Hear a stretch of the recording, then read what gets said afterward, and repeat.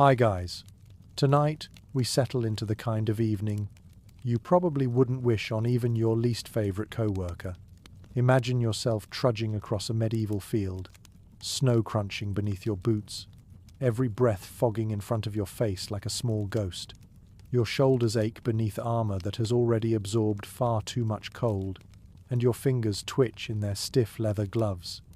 The camp lies ahead, a cluster of flickering lights and the faint smell of wood smoke, and you know you're only minutes away from the one place where a soldier could collapse after marching all day. That's right, the tent. But before we crawl inside, let me give you the friendly reminder that, honestly, you probably wouldn't survive this night outdoors without some very serious luck. The human body is not made for hours of sub-zero shivering while wrapped only in scratchy wool. So, before you get comfortable, take a moment to like the video and subscribe, but only if you genuinely enjoy what I do here. And while you're at it, post your location and local time down in the comments. I always find it fascinating to know when and where you're listening from. Now, dim the lights and step forward into this world. You reach the camp, and the glow of firelight feels like a fragile promise. A medieval army on the move carried tents, yes, but those tents were nothing like your modern waterproof nylon cocoon. They were bulky canvas or heavy linen, stretched over wooden poles, sometimes patched with leather. You duck inside and the smell of damp wool, smoke, and tired bodies immediately hits you. The tent is low, so you have to crouch. Your armor creaks as you lower yourself onto the ground, which feels half frozen, half mud, depending on whether it snowed or rained earlier. One mainstream fact to keep in mind is that medieval campaigns often ran into late autumn or even the heart of winter, not because generals enjoyed punishing their men, but because wars rarely respected weather calendars. Chroniclers from the 100 Years' War mention soldiers digging in through December, canvas tents sagging under ice. And it wasn't just northern Europe. Armies in the Balkans or on the steppes faced brutal nights, where the wind could snap tent ropes like string. Here's a quirky tidbit. Some medieval soldiers swore that their best insulation came not from the cloth above them, but from what they piled beneath branches, hay, even the remains of battlefield shields stacked flat to lift them off the frozen ground. Think of it like the medieval version of a camping pad. A knight's squire might lay down cut rushes in a neat layer, while common soldiers scrambled for any dry bundle they could stuff under their cloaks. But here's where historians still debate. Just how effective were these tents at keeping men alive through a real winter's night?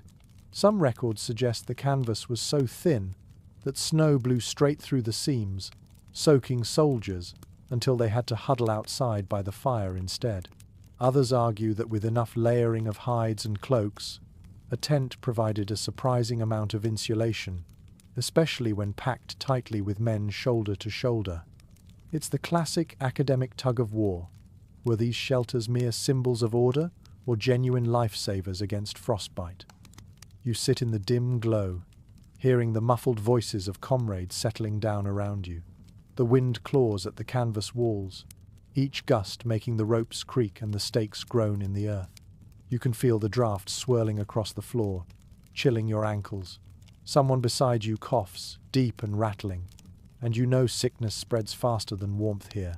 Still, the tent is better than open air. You stretch out, cloak pulled over your shoulders, armor stacked awkwardly near your head as a pillow. Imagine the sensations, the smoky tang from the fire outside still clinging to your cloak, the musty damp of canvas pressing into your nostrils, the scratch of straw through thin fabric beneath your cheek. You close your eyes, but sleep feels like a stubborn mule. You toss, you shiver, you pull the cloak tighter, all while the cold seeps in like water through cracks. Somewhere outside, a guard calls out the hour. Another night in the medieval camp has only just begun. You shift in your place, blinking in the dim light, and realize that the tent itself is both your sanctuary and your tormentor. The walls rise up only a few feet, sagging inward where snow has gathered on the canvas. Your breath lingers in the stale air, drifting toward the roof where smoke stains reveal how often fires or lanterns have blackened the fabric. You run your hand along the surface. It feels coarse, rough, and damp from condensation. There is no waterproof coating, no clever seam tape. Instead, the whole structure is simply a shell against the wind, flimsy yet oddly comforting, because it's the only barrier you have. One plain historical fact is that medieval military tents were not luxuries but logistics. Commanders carried them on long trains of carts, each pole and canvas bundle weighing dozens of pounds. Nobles claimed the larger pavilion-style tents brightly dyed, sometimes even embroidered to mark their rank. Common foot soldiers made do with smaller, plainer shelters, the kind that could barely hold 3 men huddled in the dark. The difference was as sharp as night and day, and yet even the smallest scrap of canvas felt like a fortress when winter pressed its claws against you. Now for a more curious detail. Soldiers sometimes stuffed bits of animal fat or beeswax into the seams of their tents, hoping to repel rain and snow. The result? A faint, greasy smell clung to the fabric, mixing with smoke, making the whole interior smell like a butcher's stall. It wasn't exactly pleasant, but imagine the relief when a snowstorm pounded down outside and the drops rolled off instead of soaking your blanket. Soldiers were practical creatures. They would take stench over frostbite any night. And yet, historians remain divided about whether these makeshift shelters were sufficient in the long run. Some argue that tents offered little more than psychological comfort, a roof that tricked soldiers into thinking they were safe while sickness crept in anyway. Others suggest the communal aspect, dozens of men packed tightly inside, created a pocket of body heat, strong enough to keep temperatures tolerable. Without thermometers, without measurements, all we have are chronicles laced with exaggeration. Did soldiers really sleep soundly? Or was that just a scribe smoothing over the misery? That question lingers like the draft crawling under your ankles. You crouch lower, pulling your cloak tighter, and glance at the makeshift furnishings. There's not much. A battered wooden chest serves as a stool for someone. A tangle of shields and spears leans in the corner, taking up the dry spot where you wish you could stretch your legs. The canvas rustles like a drum whenever the wind smacks it, and droplets of melted frost patter onto your gear. You curl further inward, shoulders hunched, trying to imagine warmth where there is none. The sounds around you are strangely intimate. A companion snores already, heavy and wet. Another mutters under his breath, perhaps a prayer, perhaps a curse. Someone coughs again, the noise sharp and ragged. Your own stomach growls, echoing softly in the dark. Outside, the muffled pop of burning wood carries through, and with it the faint smell of smoke that seeps into every fibre of your cloak. The tent is alive with sensations, clammy air, prickling skin, the constant low hum of breath and shifting bodies. For a moment, you close your eyes and imagine how fragile this fabric really is. One spark from a torch could reduce the whole structure to a pile of ash. One gale of wind could rip it from the stakes and send it tumbling across the camp. And yet, as you breathe in the stale air and listen to the low chorus of weary men, you also realize this is survival. Primitive, imperfect, inconfortable but survival nonetheless. The tent, with all its flaws, is what stands between you and the endless black cold beyond its canvas walls. You tug the cloak closer to your body and feel the rough fibers scratch your chin. It isn't glamorous, not even remotely, but the cloak is more than just clothing now. It's your mattress, your blanket, and your shield all at once. Wool is heavy, coarse, and faintly itchy, but it is also the one material that stubbornly clings to warmth even when damp. You lie back, rolling the edges around your shoulders like a cocoon, and realize this single garment might mean the difference between a night's rest and a shivering ordeal until dawn. One solid historical fact is that medieval soldiers relied heavily on cloaks not only for marching but also for sleeping. Chroniclers often describe soldiers lying down, wrapped in their cloaks, especially in campaigns where carrying extra bedding was impractical. Even high-ranking men, when forced into long campaigns, sometimes dispensed with mattresses and sheets, depending on their cloaks' layered folds to serve as their bedding. It was a universal tool, clothing by day, bedding by night. Here's a peculiar little detail. Some cloaks were so thick and oily from repeated wear that they developed a natural water resistance, almost like the waxed jackets you might see today. Soldiers joked that their cloaks could stand upright on their own if left in the corner. It wasn't just dirt, it was months of sweat, fat, spilled ale, and maybe a bit of mutton grease rubbed in. Disgusting? Sure. Effective against drizzle or snowmelt? Surprisingly, yes. The cloak became a sort of accidental waterproof tarp, a second skin that aged like a strange, smelly armor. Of course, scholars disagree over how much comfort these cloaks actually provided in freezing temperatures. Some argue that the thickness of wool cloaks genuinely offered insulation comparable to a blanket. Others counter that without layers beneath like straw or furs, soldiers wrapped in cloaks alone still lost body heat to the icy ground beneath them. Was the cloak a true safeguard, or merely a thin excuse against nature's bite? Accounts vary, and perhaps the truth lies somewhere in the middle. You shuffle against the ground, feeling the hard lumps of frozen earth beneath you. The cloak dulls some of the sting, but every bone still aches as though the soil itself is pressing upward. You curl into a tighter ball, tucking your knees against your chest, because that's the way warmth hides best, compressed, hoarded, conserved. Around you, others do the same. Shapes under woolen folds become indistinguishable. Men become bundles of fabric with only the occasional cough or murmur to prove they're still alive. The air is thick with dampness. When you exhale, your breath condenses on the inside of your cloak, turning the fabric clammy. You press your face against the folds anyway, inhaling the faint scent of lanolin and smoke. It's not pleasant, but it's home for tonight. Someone shifts beside you, their cloak brushing against yours, and for an instant, the touch feels like a warm reassurance. Everyone here clings to their little island of wool, but together those islands form a crowded archipelago of survival. Picture the scene more closely. Cloaks in shades of brown, grey and faded blue, edges ragged, hems stiff from old mud. Each one tells a story of battles fought, roads marched, and storms endured. They are blankets stitched with history, even if that history smells like sweat. And as you lie there, cocooned in your own smelly scrap of wool, you realize that you're no different from thousands of soldiers before you. Cloaks kept them alive long enough to keep fighting. They will, you hope, keep you alive tonight. You roll onto your side, cloak clutched tightly, and instantly bump into another body. There's no privacy here. The tent is small, and survival demands closeness.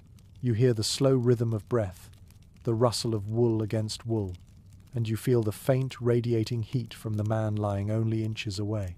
You shuffle closer without even thinking about it, because warmth is a kind of currency, and the only way to get more is to share what little you already have. One straightforward fact is that medieval soldiers routinely slept in groups, pressed shoulder to shoulder, hip to hip, forming a human furnace. Chroniclers of the Crusades, for example, mention men lying in heaps like dogs to stave off cold desert nights. In the frozen forests of northern Europe, entire squads packed themselves into narrow tents, knowing that no one soldier could endure the chill alone. It was practical, not sentimental, the only insulation available when firewood was scarce and blankets were few. And here's a quirky little tidbit. In some armies, soldiers gave each other nicknames based on their sleeping habits. The one who snored too loudly might be called the bellows, while the man who tossed and kicked became the mule. These names stuck even outside the tent, a small reminder that hardship turned into humor whenever it could. After all, if you can't laugh at the misery of sleeping nose to nose with an unwashed comrade, what else can you do?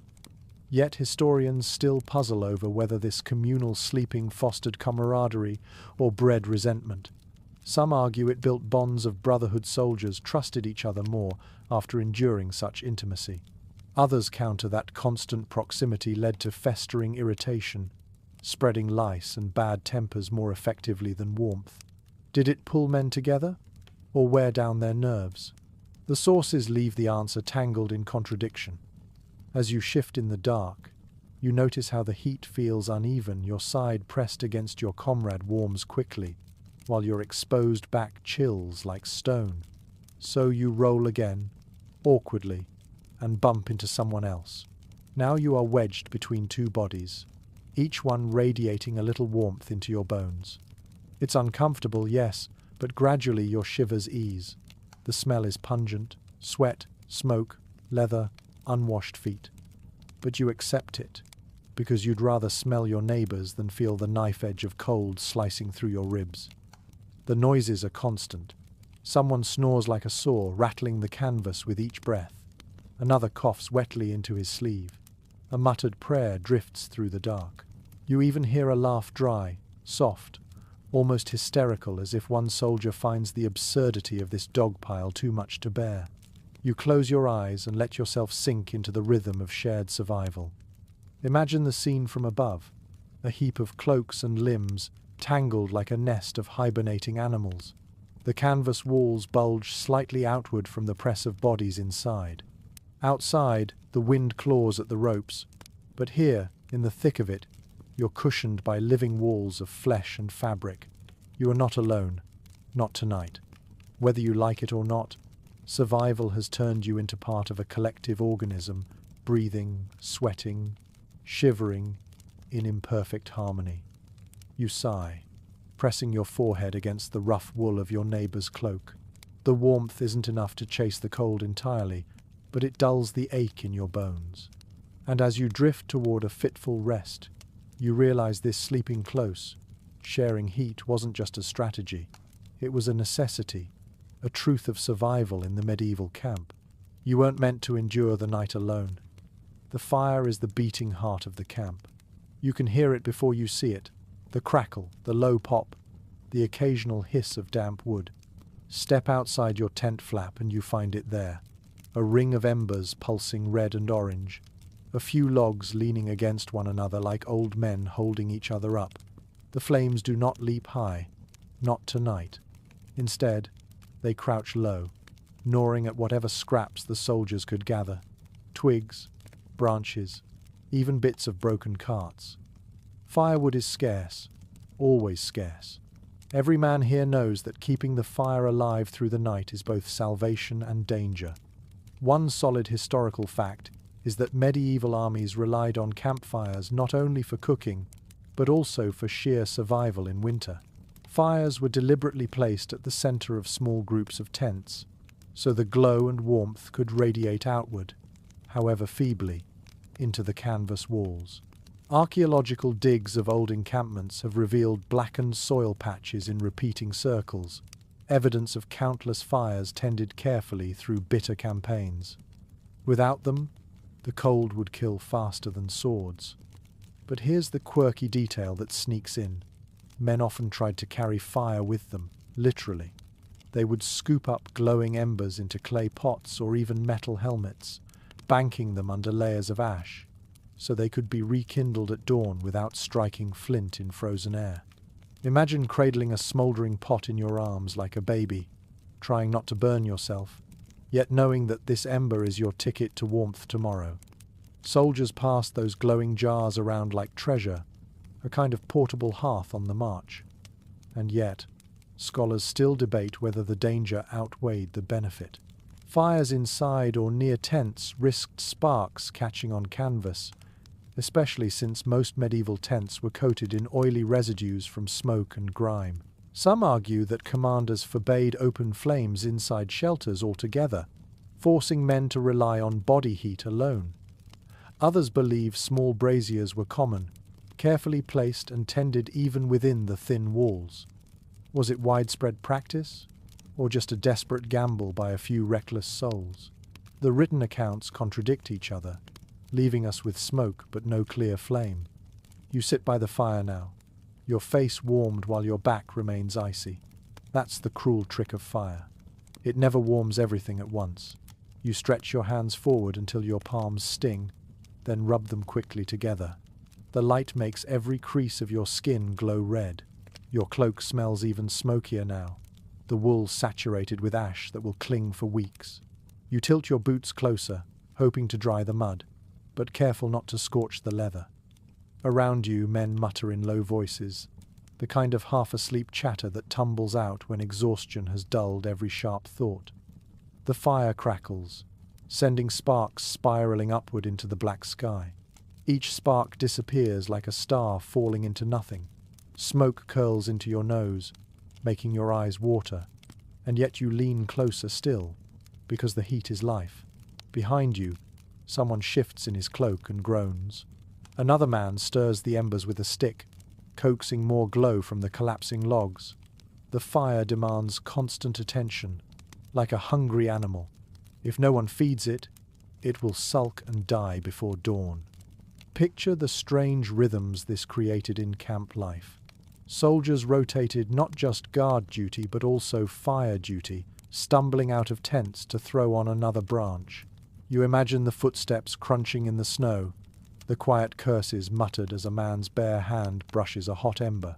Sometimes a log collapses with a sharp crack, sending up a burst of light that briefly illuminates the tents, the horses, the pale outlines of exhausted faces. For a moment, the camp looks like a living painting, shadows dancing, breath steaming, eyes blinking in the glow. You can almost hear the fire speaking, a language of crackles and sighs. It tells you that warmth is fleeting, that survival is fragile, that every man huddled here is bound together by this fragile circle of light. The fire makes you drowsy too. The rhythm of it, the warmth on your face, the hypnotic glow that blurs the edges of everything. But you know you can't linger too long if you fall asleep by the fire. You risk waking up in smoke, or not at all. So you retreat again to your tent, bringing with you the ghost of heat. Your cloak still carries the warmth like a memory, though it fades quickly in the drafty dark. Inside, the men stir as you crawl back into your corner. You curl again, knees to chest, cloak wrapped tightly, imagining the embers glowing only a few feet away. That fragile light out there is what keeps the entire camp breathing. Without it, there would only be silence, snow, and the endless cold night swallowing everything whole. Now, think of the strange balance fire introduced to medieval soldiers. Too little fire, and men froze. Too much fire, and tents burned down. Add to that the lure of enemies spotting the glow from miles away, and commanders had to decide how much risk was worth taking. Fires might save you from frost, but they could also betray your position to a watchful scout. You picture the commanders weighing those choices, their faces shadowed, their voices low. Should they keep the fire blazing, or let their men freeze quietly in the dark? The answer often depended on desperation. In some sieges, fires were forbidden entirely, the fear of detection greater than the fear of cold. Men huddled without light, gnawing at cold bread, cursing under their breath. In other campaigns, where survival trumped secrecy, entire camps blazed with dozens of fires, sending columns of smoke skyward like signals to the gods. Whichever choice was made, the fire shaped every soldier's night, every hour of restless sleep. Tonight, as you listen to the wind battering the canvas walls, you realize how much hope you've pinned on that crackling outside. The tent may be flimsy, the cloak itchy, the bodies pressed against yours smelly, but the fire is different. The fire feels alive. It is the only thing that answers back to the cold, the only thing that says, yes, you may survive this night after all. You close your eyes, letting the memory of its glow linger behind your eyelids, and drift into uneasy sleep while the embers hiss softly outside, guarding the camp with their fragile light. You wake in the middle of the night, and for a moment you don't know what has roused you. Then you feel it, the scratchy rasp against your cheek, the faint tickle across your arm. You shift slightly and realize that beneath you is not earth alone, but something rougher, heavier, and warmer, a pelt, animal skin, laid down as a thin buffer between your body and the merciless ground. One straightforward fact is that soldiers across medieval Europe frequently relied on animal skins for bedding. Hides from sheep, goats, or even deer were spread across tent floors to provide some insulation. In wealthier armies, knights had furs, fox, wolf, or even beaver that softened the ground and trapped warmth. The poorer soldier made do with whatever scraps of hide he could scavenge, tanned or not, sometimes still carrying the sharp scent of animal fat. Archaeological finds from temporary camps have turned up leather fragments hardened by time, remnants of these once essential sleeping tools. And here's a curious tidbit. In particularly harsh campaigns, soldiers were known to strip skins from freshly slaughtered animals and sleep on them while still steaming with body heat. Imagine the awkwardness of lying down on a half-warm, half-bloody hide, trying to ignore the smell because you know it might save your toes from frostbite. Some chroniclers even joked about men borrowing warmth from the beasts they ate, as if dinner and bedding were two halves of the same animal. It was grisly, practical, and not something you'd want to explain to your laundress back home. But historians remain divided on just how widespread fur use really was. Some argue that pelts were luxuries accessible mostly to knights and commanders, the rank and file relying solely on straw or cloaks. Others point to records of soldiers being issued sheepskins as part of campaign supplies, suggesting that hides were common even for footmen. Was it a standard survival kit, or just a fortunate accident when livestock was nearby? The sources leave us guessing, like a fire sputtering low in the night. You shift again, pressing your palm flat against the hide. It feels coarse, the hairs prickling your skin, yet it does hold a certain warmth. Beneath it, the ground still radiates cold, but not as fiercely. The pelt is like a whisper of comfort, a reminder that you're not lying directly on frost and soil. You inhale, and the smell is earthy, musky, with a faint undertone of smoke where someone tried to dry it too quickly. It's not pleasant, but it anchors you. Around you, men shuffle in their sleep, cloaks rustling, bodies shifting. One pulls his pelt closer, curling onto it like a dog in a kennel. Another has none, and you hear his teeth chatter in the dark. You almost pity him, but in this world pity is a dangerous luxury. You hold onto your scrap of hide tightly, like it is treasure. Think of the tactile details, the greasy feel of half-tanned leather, the way the fur rubs against your cheek when you roll, the dampness that seeps through when snowmelt sneaks under the tent. You can almost feel the pelt stiffening over the days, clotted with dirt and sweat, yet still kept because there is no better alternative. Comfort is relative, survival is absolute. The camp outside murmurs with the wind. The fire has dwindled, embers glowing faintly. The canvas above you trembles with each gust. You close your eyes again, cheek against the pelt, and wonder whether tomorrow you'll wake with its smell still clinging to you, or whether you'll wake at all. But for tonight, this scrap of an animal's past life keeps you from freezing into stillness. That is enough. You stir awake, and the first thing you notice is your feet. They feel swollen, numb at the toes, prickling with a dull ache that refuses to fade. You never took your boots off, not last night, not the night before. You know why. If you did, you might never get them back on again, frozen leather stiff as wood, laces crusted with ice, toes too swollen to squeeze inside. So you leave them on, always on, sleeping in the same boots you march in. One undeniable fact: medieval soldiers often slept with their boots still laced. Chroniclers describe men too afraid of frostbite or sudden attack to risk exposing bare feet.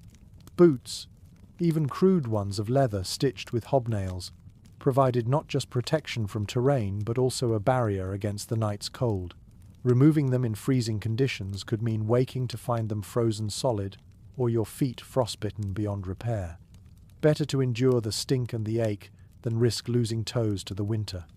Here's the quirky part. Soldiers sometimes stuffed straw, moss, or even bits of wool into their boots as insulation, layering the insides like primitive socks. The result? Boots bulged awkwardly, squeaked when they walked, and reeked of damp rot, but they trapped just enough heat to keep frostbite at bay. Some men even swore that grease, yes, animal fat smeared inside, helped seal out the cold. Imagine slipping your feet into that inky, greasy mess and calling it comfort. Strange, yes, but in desperation, practicality always outweighs dignity. Of course, scholars still wrestle with the question of whether this practice was sustainable. Some argue that constantly wearing boots worsened trench foot, like conditions centuries before trenches existed, feet swollen, blistered, and raw from lack of air. Others suggest soldiers simply rotated footwear, drying one pair by the fire while wearing another, though this assumes an abundance of boots that poorer soldiers likely never had. Was perpetual boot wear a universal misery, or a burden mostly for the lower ranks? The evidence remains patchy, like a half-tanned hide. You wiggle your toes, trying to coax life back into them, and feel the hardened leather resist. Your socks, if you can call the damp wool wraps that are clammy, stiff with sweat. The stench wafts upward, pungent and sour, mingling with smoke and unwashed bodies. Everyone smells the same, though, so no one bothers to complain. You press your boots closer to the fading warmth of the fire, hoping the leather softens a little. The heat sears your soles for an instant, then fades. Around you, others do the same. Boots crowd the edge of the embers like offerings to some strange god. One man mutters that his heel feels black, another curses the blister on his arch. A third laughs, claiming he'll sell his boots for a warm bath if such a miracle ever appears. You chuckle faintly too, because what else can you do? The boots may be prisons, but they are also lifelines.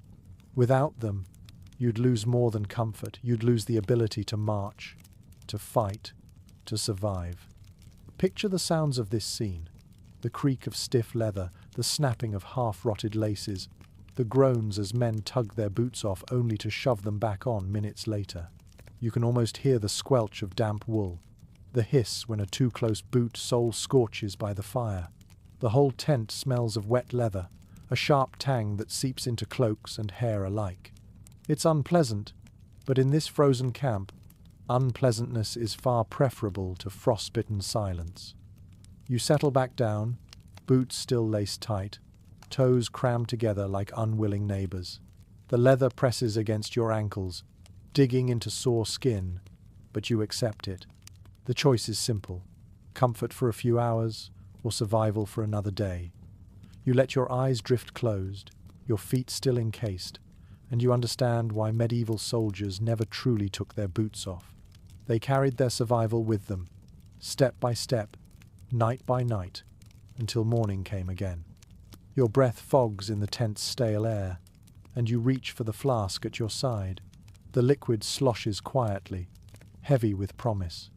You tip it back and the burn spreads down your throat, chasing away the shivers for a moment. Ale, mead, or maybe something harsher distilled by local hands, it doesn't matter. In this cold, soldiers call it medicine, and for a few blissful minutes, you believe them. One historical fact is that alcohol was a staple in medieval camps, issued not just for cheer but for necessity. Wine diluted with water, weak ale, or whatever fermented drink was on hand became safer than drinking unclean water. On freezing nights, soldiers turned to it as a crude antifreeze, numbing both body and mind enough to let sleep take hold. Chroniclers describe men fortifying their hearts with drink, a polite phrase for gulping down liquid warmth before collapsing in the dark. Now for a quirky tidbit. Some soldiers believed strong drink actually prevented frostbite, claiming it warmed the blood. They would rub spirits on their skin or even soak socks in ale before pulling them on, convinced the alcohol acted like a magical shield. Of course, it did no such thing, but belief alone gave comfort. Picture the absurdity: staggering into your tent with socks dripping beer, smelling like a tavern floor, and still swearing you'd wake up toastier because of it. Yet historians still wrestle with the role alcohol played. Some argue it genuinely helped morale, keeping despair at bay during long campaigns. Others note that drunkenness left camps vulnerable, men too sluggish to respond to sudden attacks or fires. Was it a boon for survival, or a liability disguised as warmth? The debate simmers like a pot over low embers, never quite boiling to certainty. You lower the flask, lips still tingling, and exhale. The warmth spreads unevenly, your chest glows, but your fingers remain stiff, your toes still frozen in their boots.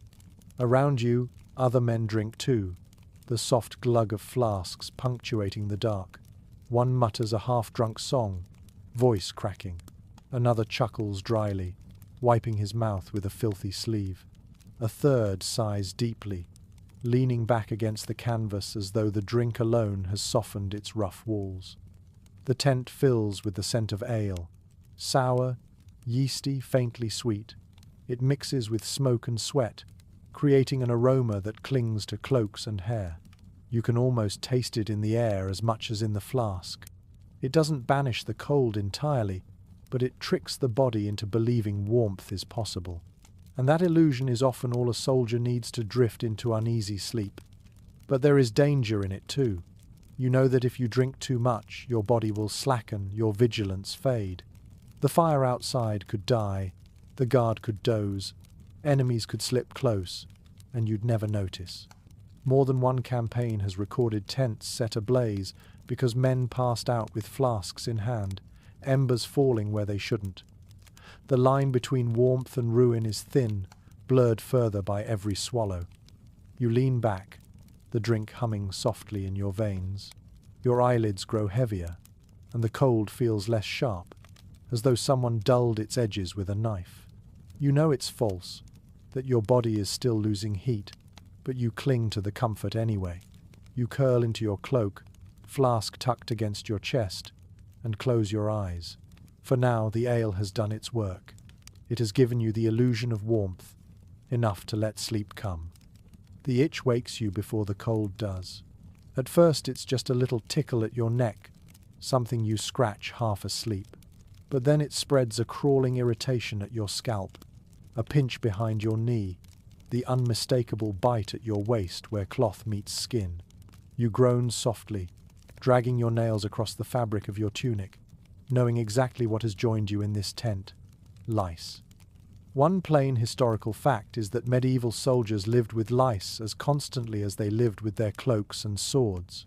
Chroniclers of the Crusades, the 30 Years' War, and even smaller regional campaigns describe armies so infested that men joked about their camp companions being as loyal as their brothers in arms.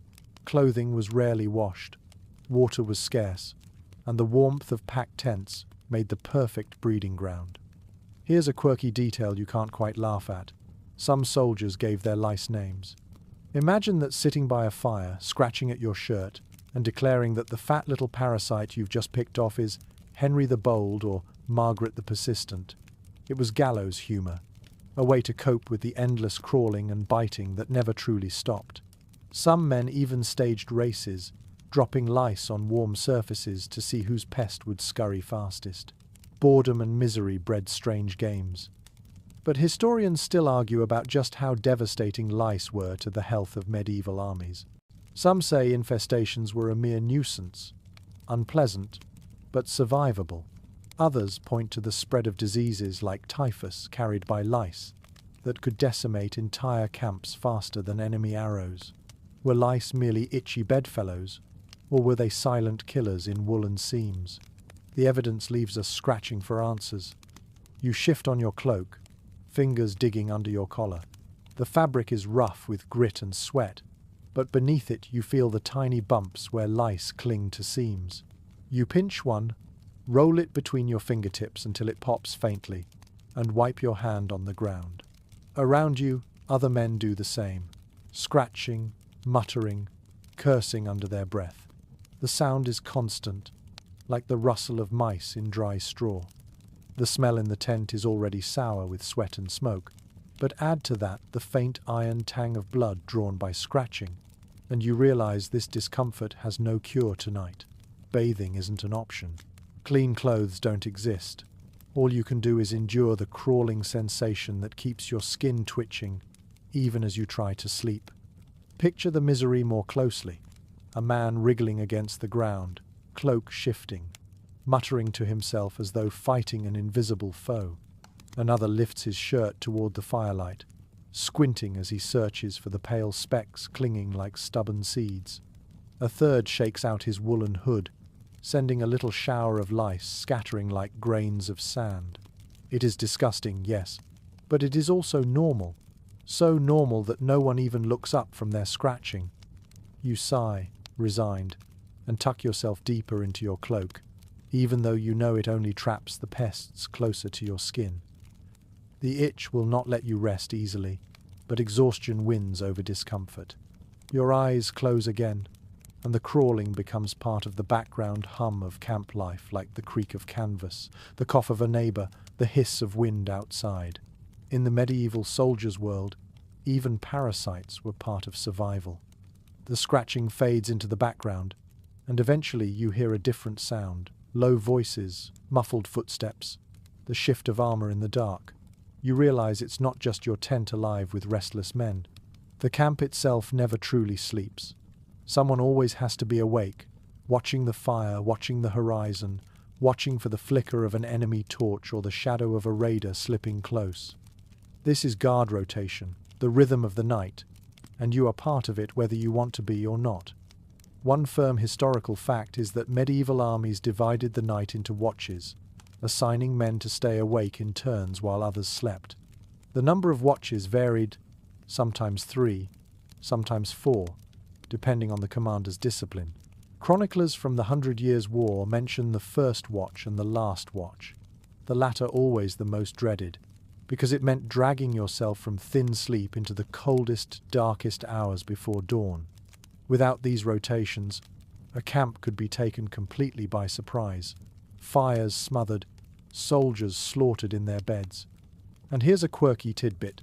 Guards often carried not just weapons but little wooden clappers or horns, devices meant to scare away intruders or keep themselves from dozing. Imagine trudging around a frozen camp, stamping your boots to keep blood flowing, and occasionally banging 2 sticks together like a one-man percussion band, just so your eyelids don't betray you. Some guards sang low songs under their breath, repeating verses endlessly like lullabies twisted into wakefulness. But historians still argue over just how strict these watches really were. Some accounts describe iron discipline, with men punished severely for sleeping on duty.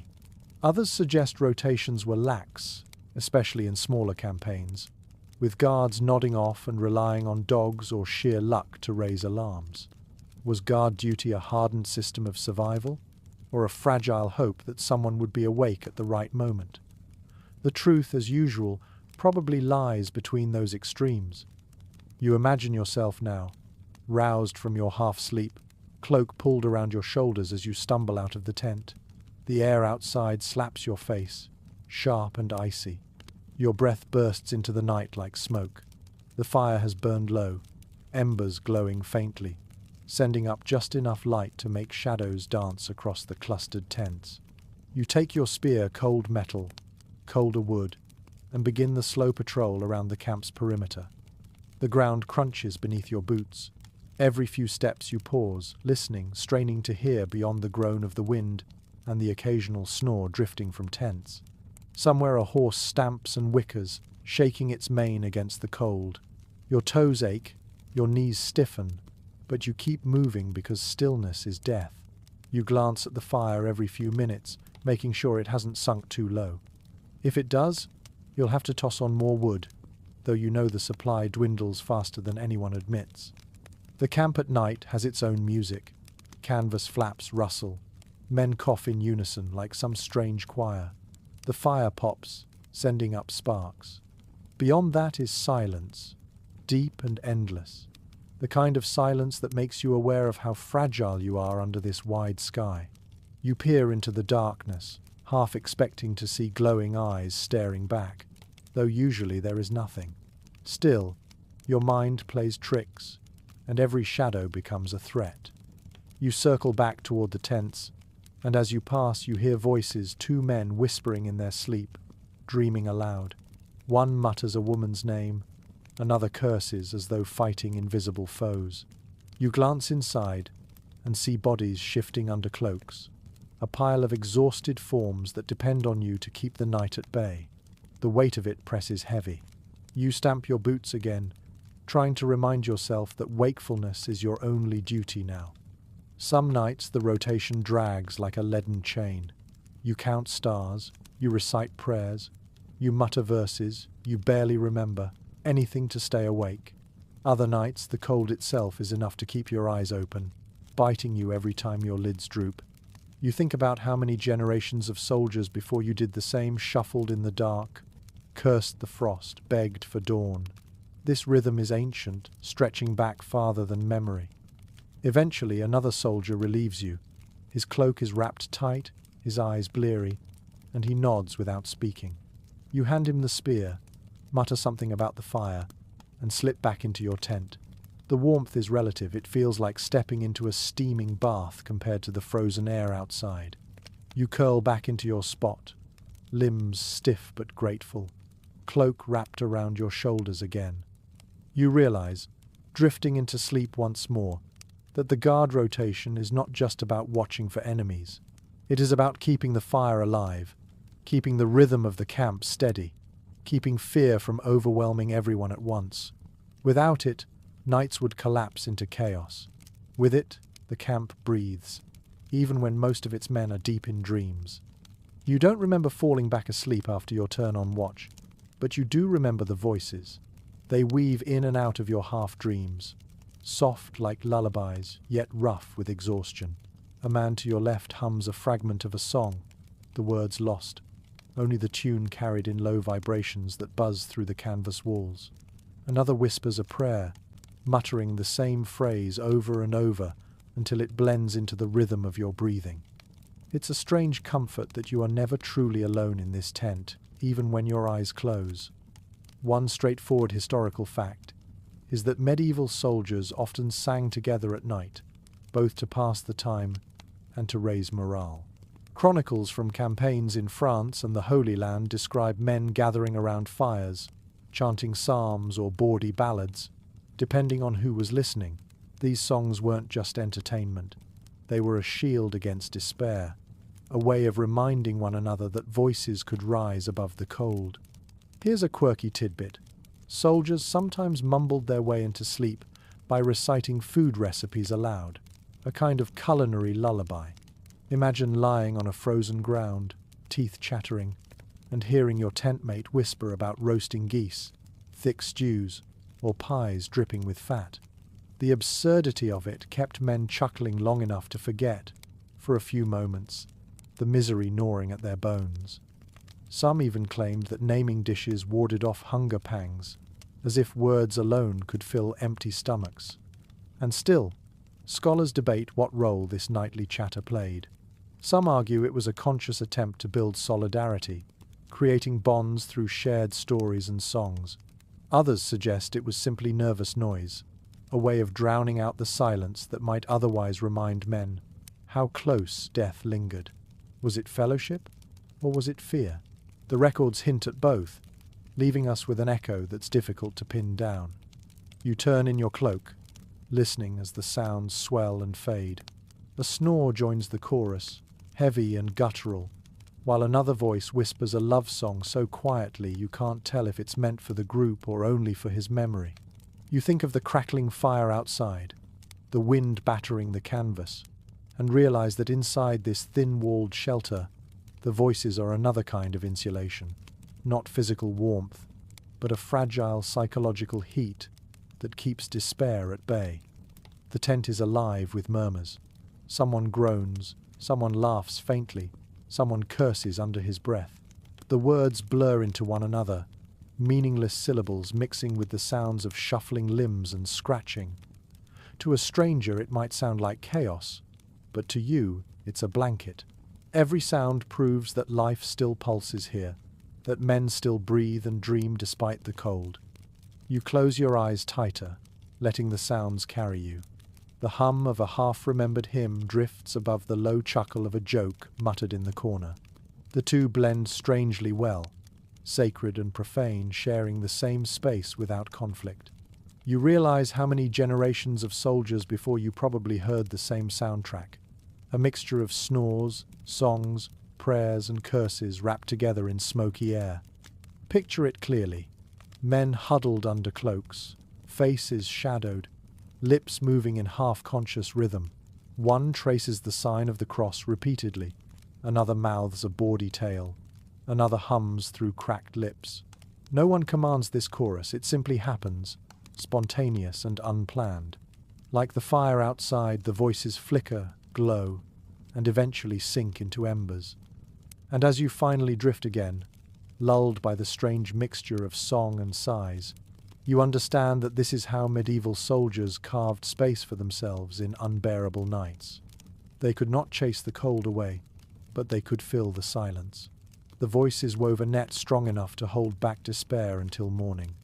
You blink awake in the middle of the night and realize, with a dull kind of clarity, that your sleep has been broken in two. First, you fell into heavy slumber soon after watch, lulled by the fire's fading glow and the murmurs of voices around you. Now, only a few hours later, you find yourself wide awake, staring at the dim canvas ceiling and listening to the sound of men stirring, coughing, and shifting in the dark. It feels strange. This interruption, like sleep, has been split neatly down the middle. One straightforward historical fact is that in the medieval world, segmented sleep was common. Scholars of pre-industrial life call it first sleep and second sleep. People would sleep for a few hours, wake naturally around midnight, and spend an hour or two talking, praying, tending fires, or even visiting neighbors, before returning to rest. Soldiers, in tents, experienced the same rhythm, though for them it was shaped less by choice and more by necessity. The cold, the noise, and the constant demands of watch duty carved their nights into chunks. Here's a quirky tidbit. Some men claimed this midnight waking was the perfect time for storytelling, sharing eerie tales of ghosts and omens. Imagine lying in a smoky tent, eyes half open, while your neighbor whispers about spirits that wandered battlefields, about dead men who knocked on tent walls, or about saints who appeared in dreams to offer protection. It sounds like campfire folklore, but in the gloom it became almost believable. Some soldiers even swore they saw glowing figures near the fires at night, though whether that was spirits or just smoke playing tricks, you'll never know. And yet historians still argue about whether segmented sleep was truly restful. Some say it was natural, the body attuned to cycles shaped by firelight and darkness. Others suggest it left soldiers perpetually exhausted, unable to recover fully before dawn forced them back to marching. Was broken sleep adaptive? Or was it another cruelty piled onto weary bodies? The debate continues, with no clear verdict beyond the fact that men somehow managed to endure it. You shift in your cloak, pulling it tighter, and listen. Around you, voices stir again. Someone is praying softly, words tumbling in Latin. Another groans and mutters, perhaps recounting a dream to a half-awake comrade. The man closest to you sighs heavily and whispers about food, fresh bread, roasted meat, anything but the stale crusts that actually await him come morning. You can almost taste it, the imagined feast, even as your stomach growls in hollow protest. Outside, the fire has dwindled to embers, but you can see the faint glow through the tent seams. A guard passes, boots crunching in snow, spear butt tapping the frozen ground in rhythm. Somewhere farther off, a horse whinnies softly, shaking frost from its mane. The world feels suspended, caught between deep night and the hint of dawn still far away. You realize this is a liminal time, a pause in the grinding routine of soldiering where men are neither fully awake nor fully asleep. You pull your cloak over your head, shutting out the draft, and drift into half-conscious thought. Perhaps this is when secrets are confessed, when men whisper about the families they left behind, about the fears they would never admit in daylight.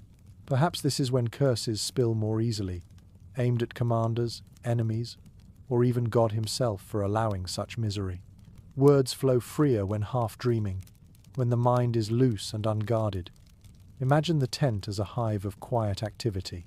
Some men slipping outside to relieve themselves in the snow, others poking at the fire, others whispering stories that blur fact and fable. The canvas walls glow faintly with the light of coals, shadows bending and stretching as men move. It is both eerie and intimate, a time when exhaustion mingles with strange alertness. Eventually the rhythm shifts again. Voices fade, movements slow.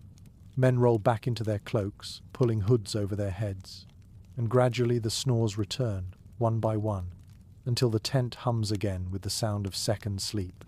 You feel your eyelids droop, your body sagging into the earth, and though the cold bites, it cannot stop the tide of drowsiness. As you surrender again to slumber, you realize that medieval soldiers didn't just fight enemies on the battlefield. They fought the structure of the night itself, the broken rhythm, the constant interruptions, the uneasy balance between wakefulness and rest. And yet, just as you do now, they found ways to close their eyes again and slip back into the dark, trusting that the second sleep might be enough to carry them through the dawn. You wake again, not to the itch of lice or the howl of the wind, but to the steady breathing of men packed close around you. In the dim light, you notice something that never fails to sting. Not all cloaks and bedding are created equal. The man across from you, a knight's retainer, shifts in his sleep wrapped in thick wool layered with fur, while you lie on rough canvas and a hide that still smells faintly of goat. Rank doesn't vanish in the dark, it curls up beside you and snores in comfort while you shiver. One clear historical fact is that the quality of sleeping gear varied enormously between knights and common foot soldiers. Wealthier men could afford lined cloaks, feather-stuffed pallets, or fine blankets carted along by servants. Chronicles describe nobles sleeping beneath embroidered pavilions, complete with rugs and pillows. Meanwhile, the rank and file had little more than their own cloaks, some straw, and perhaps a single blanket shared between two or three. Comfort became just another privilege of class. Here's a quirky tidbit. During certain campaigns, knights insisted on bringing brightly coloured bedding into the field, red, blue, or even patterned with their family crests. It wasn't just for comfort, it was for display. Imagine staggering half dead from cold and then catching sight of a nobleman's tent glowing with silks, as if a festival pavilion had landed in a sea of misery. It was equal parts infuriating and absurd, like bringing a feather bed to sleep beside a battlefield. But historians still debate how wide the gulf truly was. Some argue that knights' tents were genuine sanctuaries, warmed with rugs and layered bedding, while foot soldiers barely survived the night. Others suggest the gap wasn't as vast, since supply shortages often reduced even nobles to rough improvisations. Were knights consistently insulated from hardship, or did campaigns grind everyone down equally in the end? The evidence is muddied, shaped by bias in who did the writing nobles themselves. You glance again at your tentmate's furs and feel a mix of envy and resignation. The fur glistens faintly in the firelight leaking through the flap, while your own cloak smells of smoke and damp. Your neighbour snores softly, wrapped in comfort that might as well be another world away. Around you, other men shift restlessly, tugging their thinner cloaks tighter. Some mutter in their sleep, teeth chattering even while unconscious. The smells in the tent mark the divide, too. The knight's bedding carries a faint fragrance of herbs or oils, something his servants probably rubbed in to mask the musk of fur. Yours reeks of sweat, grease, and stale ale. You can almost taste the difference in the air. The inequality is not just felt in warmth, it seeps into every sense. Picture the camp as dawn approaches. Pavilions of nobles standing tall and richly dyed, straw-stuffed lean, twos sagging nearby. The contrast is stark, even grotesque. A visitor might mistake the field for a strange village where a carnival tent rose beside a hovel. Yet in truth, both stand side by side because war pressed all classes into the same mud, though never on the same terms. You roll over, pulling your cloak tighter, and remind yourself that survival is not measured by softness. Comfort doesn't always guarantee endurance. Sometimes the man with fewer blankets learns faster how to huddle, how to endure, how to cling to scraps of warmth. You breathe in the smoky, sour air, let the sounds of uneven breathing wash over you, and drift back toward a thin, stubborn sleep. The night may dream in fur, but you dream in endurance, and tonight, endurance is all you need. The fire outside has sunk low again, and when you wake, it is to the faint glow of embers. But something else catches your eye. A strange pot squatting by the tent's entrance, A clay vessel smudged black from repeated use. A faint warmth leaks from its sides. Someone has carried coals inside, banking them in a small brazier to keep the chill at bay. One reliable historical fact is that soldiers sometimes used improvised stoves, clay pots or metal braziers filled with coals to heat their tents. Archaeological digs in Europe and the Near East have uncovered scorched potsherds and metal fragments in camp layers, evidence of these makeshift heaters. Chroniclers mention them too, describing vessels of fire carried into shelters to smoulder beside weary men. They were risky, but they offered something even a cloak or hide could not: steady warmth against the night. Here's a quirky tidbit. Soldiers sometimes dropped herbs or pine needles into the embers, not just for the faint aroma, but to keep away biting insects. Imagine the irony of lying half-frozen, inhaling the scent of smouldering rosemary while still scratching at lice. The smell mixed strangely with smoke and sweat, creating an atmosphere halfway between a battlefield and a kitchen. Some even swore certain herbs warded off evil spirits, so a glowing pot served double duty: heater and supernatural shield.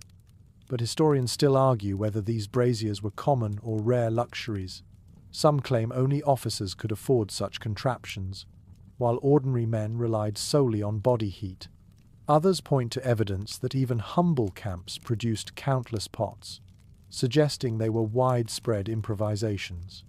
Were these stoves a privilege of rank, or simply the invention of desperate men with a little clay and fire? The debate glows as fitfully as the embers themselves. You inch closer to the pot, stretching your hands toward its gentle warmth. The heat isn't strong, but in the drafty tent it feels miraculous. You can almost imagine sleeping with comfort instead of clenched teeth. Your palms tingle, your face softens, and for a brief moment the cold retreats. Around you, others stir awake, eyes glinting in the faint glow. One mutters that the smoke stings his throat, another coughs harshly, but no one moves it away. Risk of choking or not, no one wants to surrender that precious heat. The pot hums softly as the coals settle, sending up thin wisps of smoke that crawl along the canvas roof. The air grows thicker, hazier. You cough lightly, then pull your cloak tighter, trying to shield your nose. But still you lean close, drawn to the warmth even as your eyes sting. Comfort always comes with a price here. Picture the tent now. Cloaks draped over shoulders, men crouched around a tiny brazier like monks around a relic. The coals glow red, faces lit from below, shadows twisting across rough canvas. It feels both holy and dangerous: life given in embers, death lurking in smoke. You wonder if you will wake with a headache, throat raw from inhaling fumes. Yet you also know you will wake alive, and that outweighs everything. As you lie back again, cloak wrapped tight, you feel the warmth radiating across the tent, uneven but real. It is not enough to banish the cold, but it blunts its teeth. The pot of coals sits steady by the entrance, guardian and threat in one. And as your eyelids sag once more, you realize this was the paradox of medieval survival. Every comfort, fire, drink, furs, even coals carried its shadow. Safety was never free. You wake again, stiff in every joint, and this time you notice the way your body feels heavier than the night before. It isn't just the cold pressing down on you, it's the sheer weight of the clothing you never take off. Your quilted gambeson, the padded armor you wear beneath steel, lies wadded beside you like a discarded mattress. You realize you've been using it as one, a makeshift cushion to dull the hardness of the frozen earth. One straightforward historical fact is that soldiers frequently used their armor padding as bedding. A gambeson was more than just battlefield protection. It was a thick, quilted garment, stuffed with layers of linen or wool, sometimes as heavy as 20 pounds. Stripped from the body at night, it doubled as a mattress or blanket. Some chronicles even described knights propping helmets under their heads like lumpy pillows, transforming tools of war into fragile comforts. Here's a quirky tidbit. Soldiers sometimes joked that the gambeson was warmer dead than alive. What they meant was that lying on it felt better than wearing it during a march. On the march, It trapped sweat and heat until it felt like a furnace. But laid out flat on the earth, it became an almost luxurious padding. Some men swore they slept better with their gambeson under their backs than on feather mattresses at home, though whether that was truth or desperation talking, who can say? And yet, historians still argue about just how practical this practice was. Some suggest gambesons offered genuine insulation, thick enough to shield men from frost and damp. Others counter that once sweat-soaked and stiff, they provided little more than a barrier against mud. Was the gambeson a lifesaver at night, or just another damp rag dragged from battlefield to camp? The sources leave us with a riddle stitched in linen. You lie back now, feeling the uneven quilting under your spine. Some spots bulge, some sag, but compared to the bare ground, it is paradise. The damp chill still seeps upward, but at least your bones don't grind against frozen earth. You tuck your cloak tighter around your shoulders, breathing in the faint stench of sweat that clings to the fabric. The smell is sour, musky, unmistakably human. This gambeson has absorbed days of labor, battle, and fear. It reeks of endurance. Around you, others do the same. A man lies with his gambeson pulled half over him like a blanket. Another sprawls directly on his breastplate as if it were a bedboard. One young soldier curls with his helmet against his chest, as if hugging a hard, cold child. You can hear the faint scrape of metal whenever someone shifts, armor clinking like an orchestra of rust. The tent fills with the mixed scent of wool, sweat, and iron. It isn't pleasant, but it is familiar. Your nose adjusts, and soon the smell becomes background, almost reassuring in its constancy. You close your eyes, imagining the quilted layers beneath you as feathers instead of rags. The fabric scratches your skin through your tunic, but you tell yourself it's soft, because that's the only way you'll rest. Picture the scene clearly.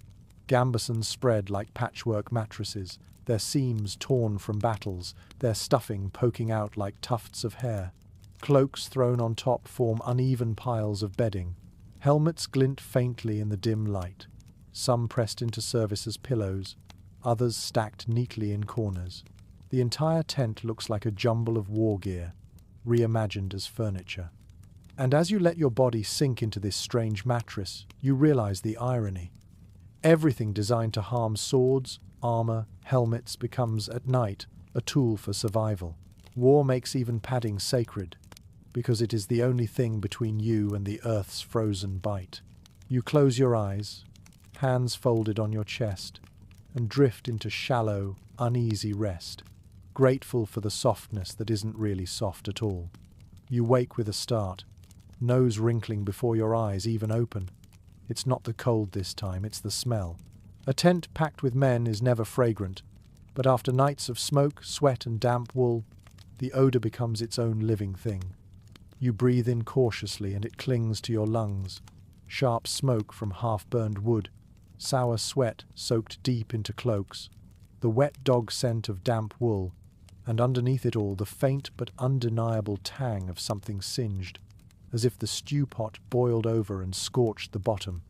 One firm historical fact is that medieval camps reeked.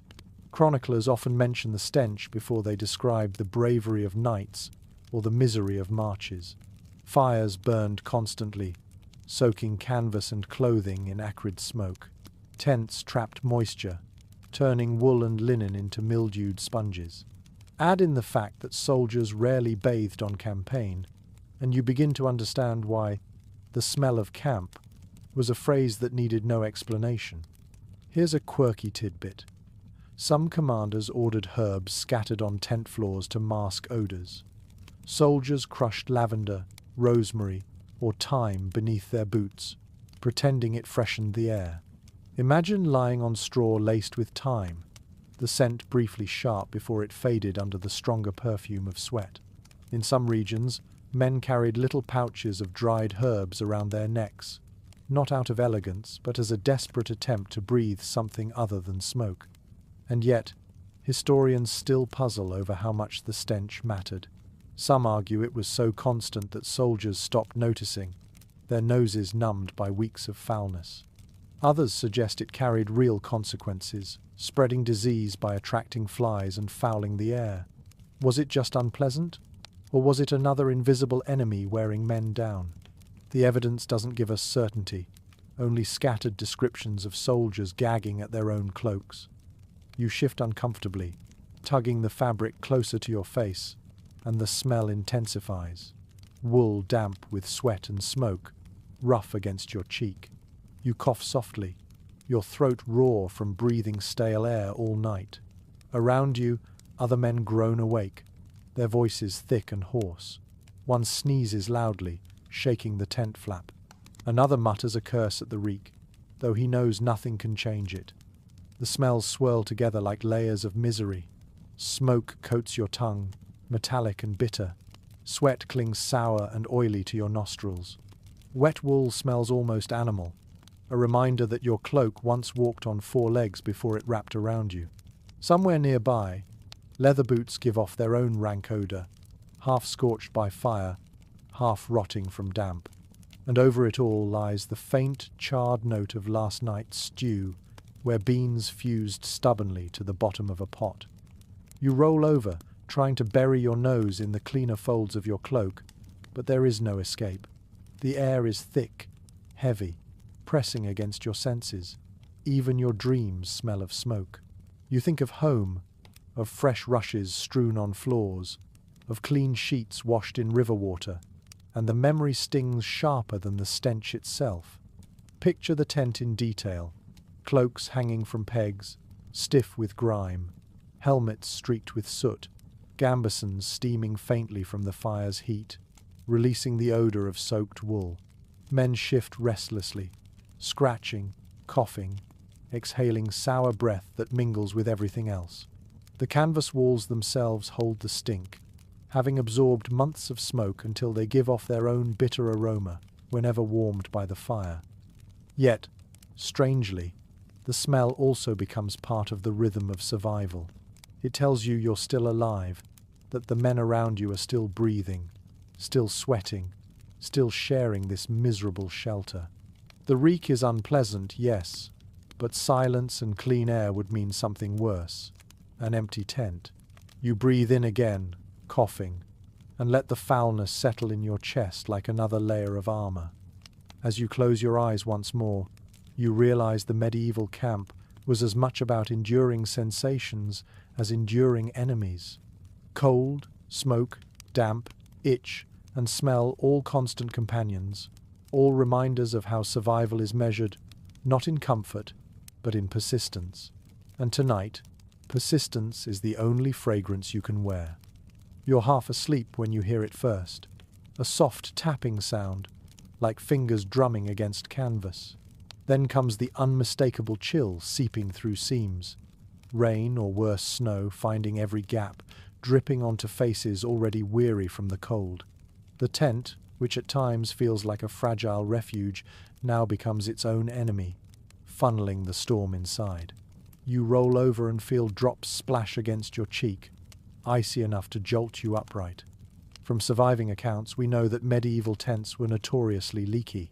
Heavy canvas and linen offered shade and modest shelter, but once saturated with rain or snow, the fibers sagged and wept.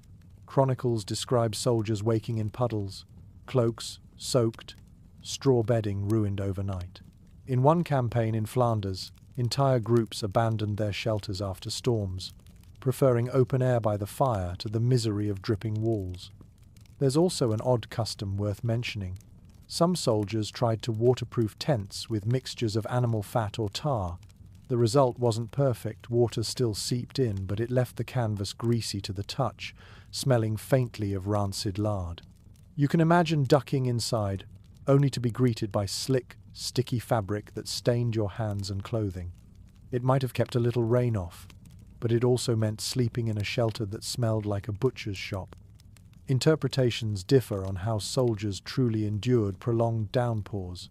Some historians suggest they rotated constantly, sending men to cut new straw to replace what had turned to mush. Others argue the misery simply had to be tolerated. Men slept wet, woke shivering, and marched on in sodden gear. Was there any effective system for keeping dry, or was survival simply a matter of stubborn endurance? The sources give conflicting glimpses but no tidy answers. You curl tighter under your cloak, but the wet sneaks in anyway. The wool holds some warmth, even damp, but it clings to your skin with a clammy grip. The ground beneath you has become soft mud, oozing upward as though the earth itself is swallowing you. Around you, men mutter curses, shift their bedding, shove cloaks against leaks. One man groans as drops fall steadily on his forehead, refusing to shift no matter how he turns. The smell in the tent intensifies. Wet wool carries a sour barnyard scent. Leather grows sharp and pungent when soaked. Smoke from the fire outside mingles with the damp, creating a heavy odor that presses down on your lungs. You cough, and so does the man beside you, each breath puffing pale mist into the dark.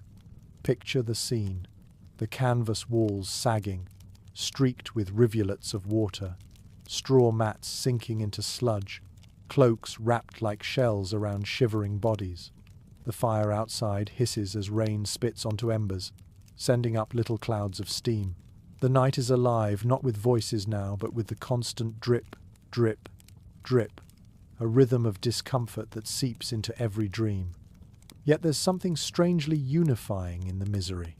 Men who moments before grumbled at each other now laugh grimly at their shared fate. One soldier jokes that he'll grow gills by morning. Another swears the water dripping onto him is holy, a baptism for sins unspoken. Laughter rattles through the tent, weak but genuine. In that moment, humour becomes its own blanket, covering the damp bodies with a fragile warmth. You pull your cloak tighter and close your eyes again, knowing the storm will not end simply because you wish it. Drops will fall, boots will stay sodden, bedding will stink, and in the morning armour will be heavier than ever. But somehow, you also know you'll stand up anyway, stiff and miserable, ready to march through mud. The tent may leak, the ground may suck at your feet, but the routine will carry you forward. And that, more than dryness or warmth, is the true shield against freezing to death, the refusal to stop. The storm passes, but the night never feels entirely safe. You lie there listening to the rain fade into silence, only for another sound to take its place, a faint clinking, like charms brushing against one another. When you lift your head, you notice the strange shapes dangling from the tent poles, little pouches, wooden crosses, bones tied with string. They aren't decorations. They're defences of another kind, woven not from wool or wood, but from belief. Contemporary writings remind us that superstition seeped into every layer of medieval soldiering, and sleep was no exception. Men pinned amulets inside their cloaks, hung charms on tent ropes, and carved symbols into wooden poles, hoping to keep evil at bay while they lay vulnerable in the dark. Some wore saint medals, others clutched relics no bigger than a splinter, claiming it was a fragment of a holy shrine. The line between faith and survival blurred in every smoky shelter. And then there were the stranger habits. Soldiers in Eastern Europe sometimes tied small animal skulls to their tents, convinced they warded off frost demons or wandering spirits. Others sprinkled holy water or whatever passed for it around the tent's edge like an invisible fence. You can picture a weary man fumbling for his flask, shaking a few drops onto the muddy ground, muttering half-remembered prayers. It's less about certainty than about comfort. The scholarly debate lingers over how much of this was true religious practice versus simple folk superstition. Some experts insist the charms reflected sincere devotion, extensions of the same faith that drove men to crusade or pilgrimage. Others argue it was more instinct than doctrine, primitive gestures against fear, no different than knocking on wood. Were the soldiers protecting their souls, or just distracting themselves from the howling wind? The records give us fragments, but no clear verdict.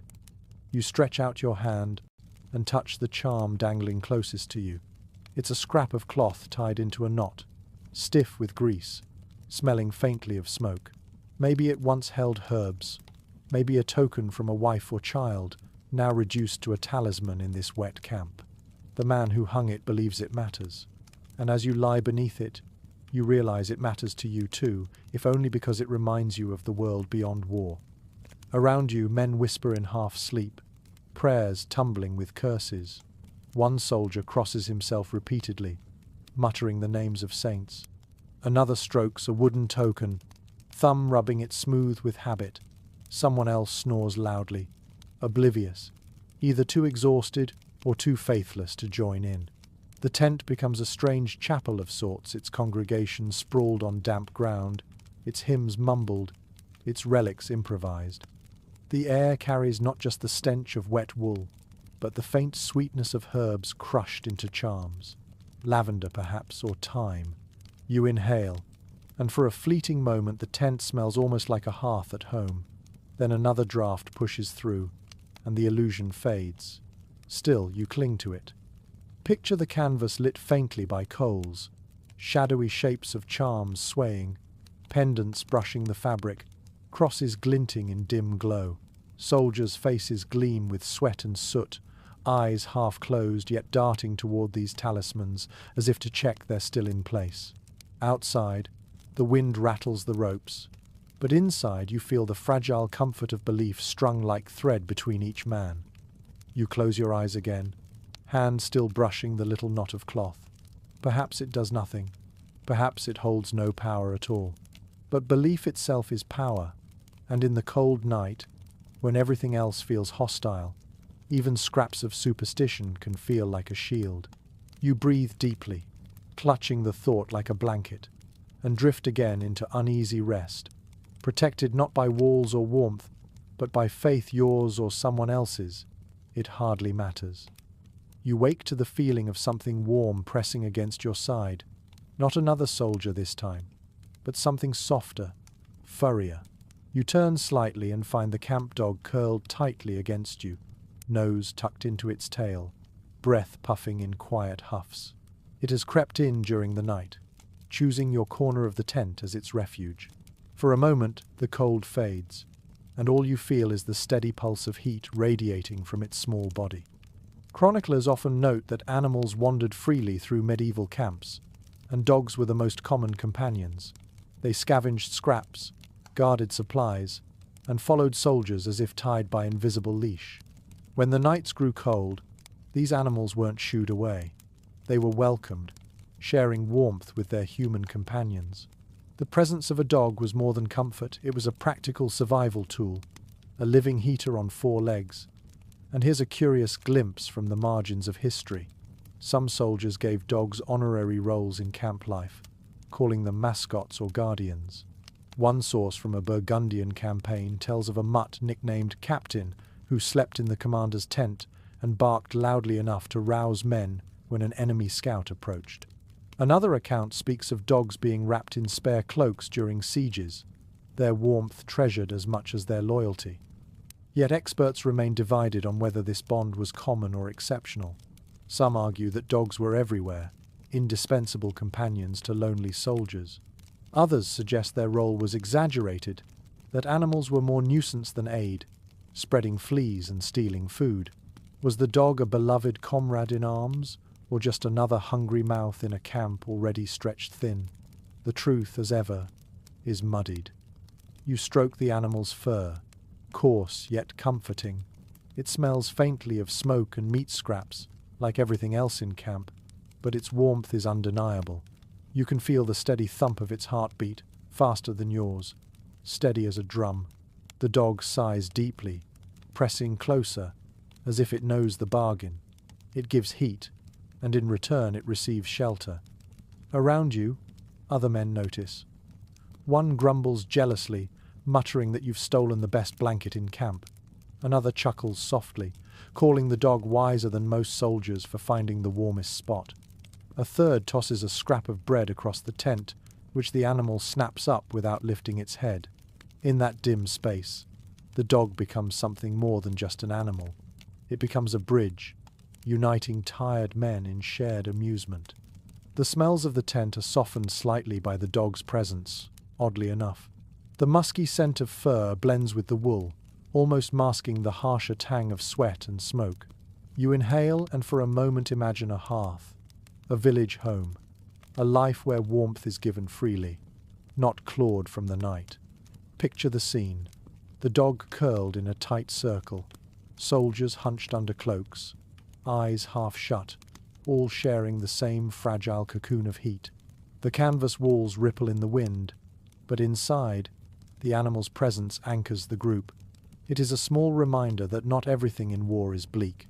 Even in the coldest night, loyalty can curl up beside you and keep you alive. You close your eyes, hand resting on the dog's flank, feeling its chest rise and fall. Its warmth seeps into your bones, steady and quiet. Perhaps it is no miracle, just body heat shared like any other, but in the middle of a freezing campaign, it feels miraculous. You let your breathing fall into rhythm with the animal's owl, and slowly, you drift back into a sleep that feels deeper than the rest, as though survival tonight has come with a wagging tail and a quiet sigh. Morning never seems to come quickly enough, but tonight you find yourself awake, not from cold or itch, but from silence. The dog has shifted away, the fire outside has sunk low, and within the tent, the usual chorus of mutters and snores has faded. There is only stillness, broken now and again by the snap of canvas as wind claws at the ropes. It takes you a moment to realize why. The commanders have ordered quiet. No songs, no chatter, no prayers muttered too loudly. Just silence, heavy and deliberate. Documents from military ordinances show that discipline often extended even into the night. Soldiers were warned against making noise, not only to keep order but also to prevent enemy scouts from detecting the camp. Silence was a tool of survival, imposed as firmly as any ration or drill. A rowdy camp might comfort its men, but it also betrayed its position.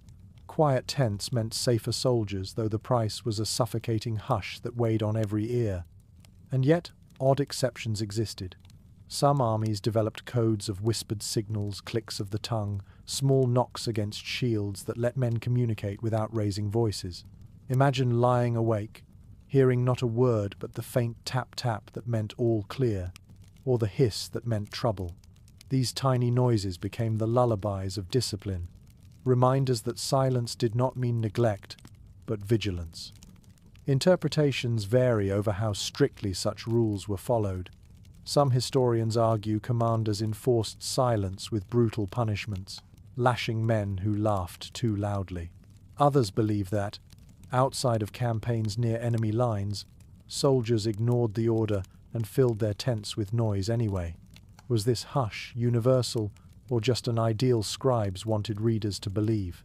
The reality may have shifted with every commander and every night.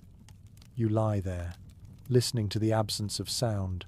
No snoring, no coughing, no whispered songs. The tent feels different without them, almost eerie. Your own heartbeat becomes loud in your ears. The dog stirs quietly, tail brushing the ground, and even that feels like a shout in the stillness. You turn, trying not to rustle your cloak, but the faint scrape of fabric seems amplified, sharp as a blade against stone. The air is heavy with the weight of unspoken words. Men breathe carefully, shallowly, as if even the act of living might break the rule. You imagine their eyes open in the dark, each man aware of the others, none daring to speak. It is a peculiar kind of intimacy stripped of chatter, reduced to the simple fact of shared breathing. Smell fills the gap where sound has been silenced. Smoke lingers like a blanket. Wool dampness clings sharp and earthy, and leather gives off its sour tang.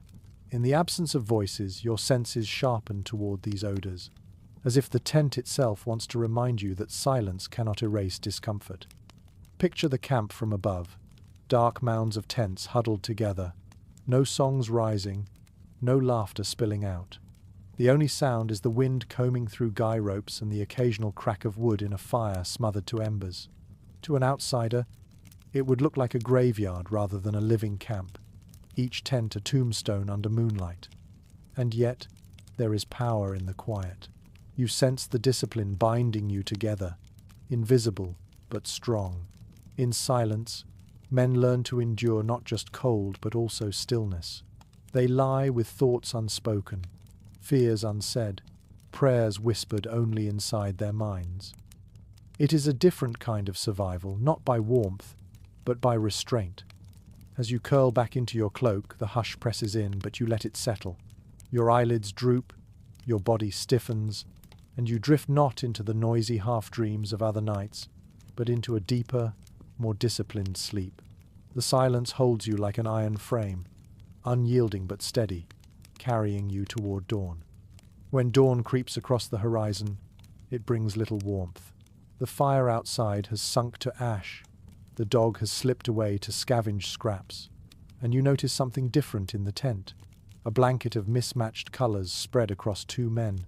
At first you think it's their own, but no, its weave is finer, its dyes deeper, the fabric softer than anything issued to common soldiers.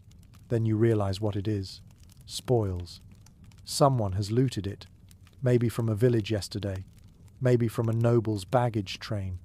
Chronicles from campaigns repeatedly mention the way soldiers scavenged bedding and blankets from conquered towns. Pillows, quilts, and rugs taken from homes ended up in muddy tents, draped across weary bodies that cared nothing for their origins. One account of the sack of Béziers describes knights dragging silken sheets into their pavilions, while foot soldiers stuffed their tents with woolen mattresses ripped from peasants' beds. War turned household comforts into survival gear, and sometimes the results were almost laughable. Men slept beneath embroidered hangings meant for church altars, or wrapped themselves in curtains hastily cut from noble halls. Imagine curling up under cloth once blessed for mass, now stinking of smoke in a soldier's tent, or a peasant's ragged quilt stuffed hastily with extra straw, passed off as a luxury because it kept out drafts. Modern historians disagree on just how widespread this practice was. Some argue it was common, because armies relied heavily on plunder for supplies. When food was taken, so were linens. Others caution that chroniclers exaggerated, focusing on gaudy stories of nobles in silk while most soldiers still froze under plain cloaks. Was looted bedding an everyday sight, or a rare stroke of luck? The truth remains uncertain, woven in scraps of evidence like the fabric itself. You shift and run your hand along the edge of the blanket near you. It feels smoother than your own cloak, the threads tight, the dye still visible even in dim light. The men sharing it sigh with relief in their sleep, their bodies tucked together under this stolen warmth. Their faces look younger, softer, as if comfort has peeled away a few years of suffering. Around the tent, others notice too. One man eyes the blanket jealously, tugging his own threadbare cloak tighter. Another spits softly, muttering that loot never falls to the poor. Yet no one moves to take it away. In this cold, to tear away warmth is almost a crime against survival itself. The blanket stays, its origins forgotten, its purpose now reduced to one thing only: keeping soldiers alive. The smell lingers differently around the looted fabric. Unlike wool reeking of smoke and sweat, it carries a faint sweetness, perhaps lavender or rosewater, once soaked into it in some forgotten chamber. The scent is faint now, barely clinging, but enough to remind you this blanket once belonged in a world of softer lives. The contrast is sharp: fine fabric crumpled into mud, delicate threads serving as shields against brutal cold. Picture the tent as the first light filters in, a patchwork of survival. One man wrapped in looted velvet, another curled on a rough pelt, another shivering beneath only his cloak. Helmets and gambesons lie scattered, doubled as pillows and mattresses. The blanket draped across two men stands out like a jewel dropped in the mud, a reminder of plunder's strange role in keeping armies moving. You close your eyes again, imagining how many soldiers before you slept under someone else's treasure. Curtains, rugs, altar cloths, all torn from their rightful places to become bedding in the dark. War doesn't just take lives, it steals comfort and transforms it. Tonight, you sleep among fragments of other people's homes, stitched awkwardly into your own fragile survival. The stolen blanket does not reach you, so you shift back onto your corner of straw. It crackles faintly as you move, dry stalks snapping beneath your weight. The sound is strangely reassuring, at least it means the straw hasn't yet grown damp. You run your hand across it, feeling the rough ends prick your skin. and realize that for all its scratchiness, it is better than lying directly on the frozen ground. Records from medieval armies make it clear that straw was a standard form of bedding whenever possible. Bundles were cut from nearby fields, hauled into tents, and spread beneath cloaks as crude insulation. Chroniclers note that during long sieges, entire wagon loads of straw were requisitioned specifically for bedding. Without it, the earth leached heat too quickly, and men woke stiff, shivering, sometimes even with their hair frozen to the ground. And yet, there were creative twists. Some soldiers stuffed straw into sacks, sewing the tops shut to make rough mattresses. Others scattered rushes or dried reeds, layering them carefully so the sharp ends pointed downward. Archaeological evidence even suggests that, in some regions, straw was replaced with bracken or pine needles, chosen because they released pleasant scents when crushed. Imagine the irony, your tent reeking of smoke and sweat, but your bedding releasing a faint woodland fragrance each time you shifted. Specialists still debate how effective straw truly was. Some argue it provided excellent insulation if replaced often, trapping pockets of air between stalks. Others point out that once damp, straw became useless, molding quickly and attracting vermin. Was straw a genuine comfort, or merely a temporary illusion of one? The truth seems to depend entirely on how often soldiers were allowed to refresh it, which in war was never often enough.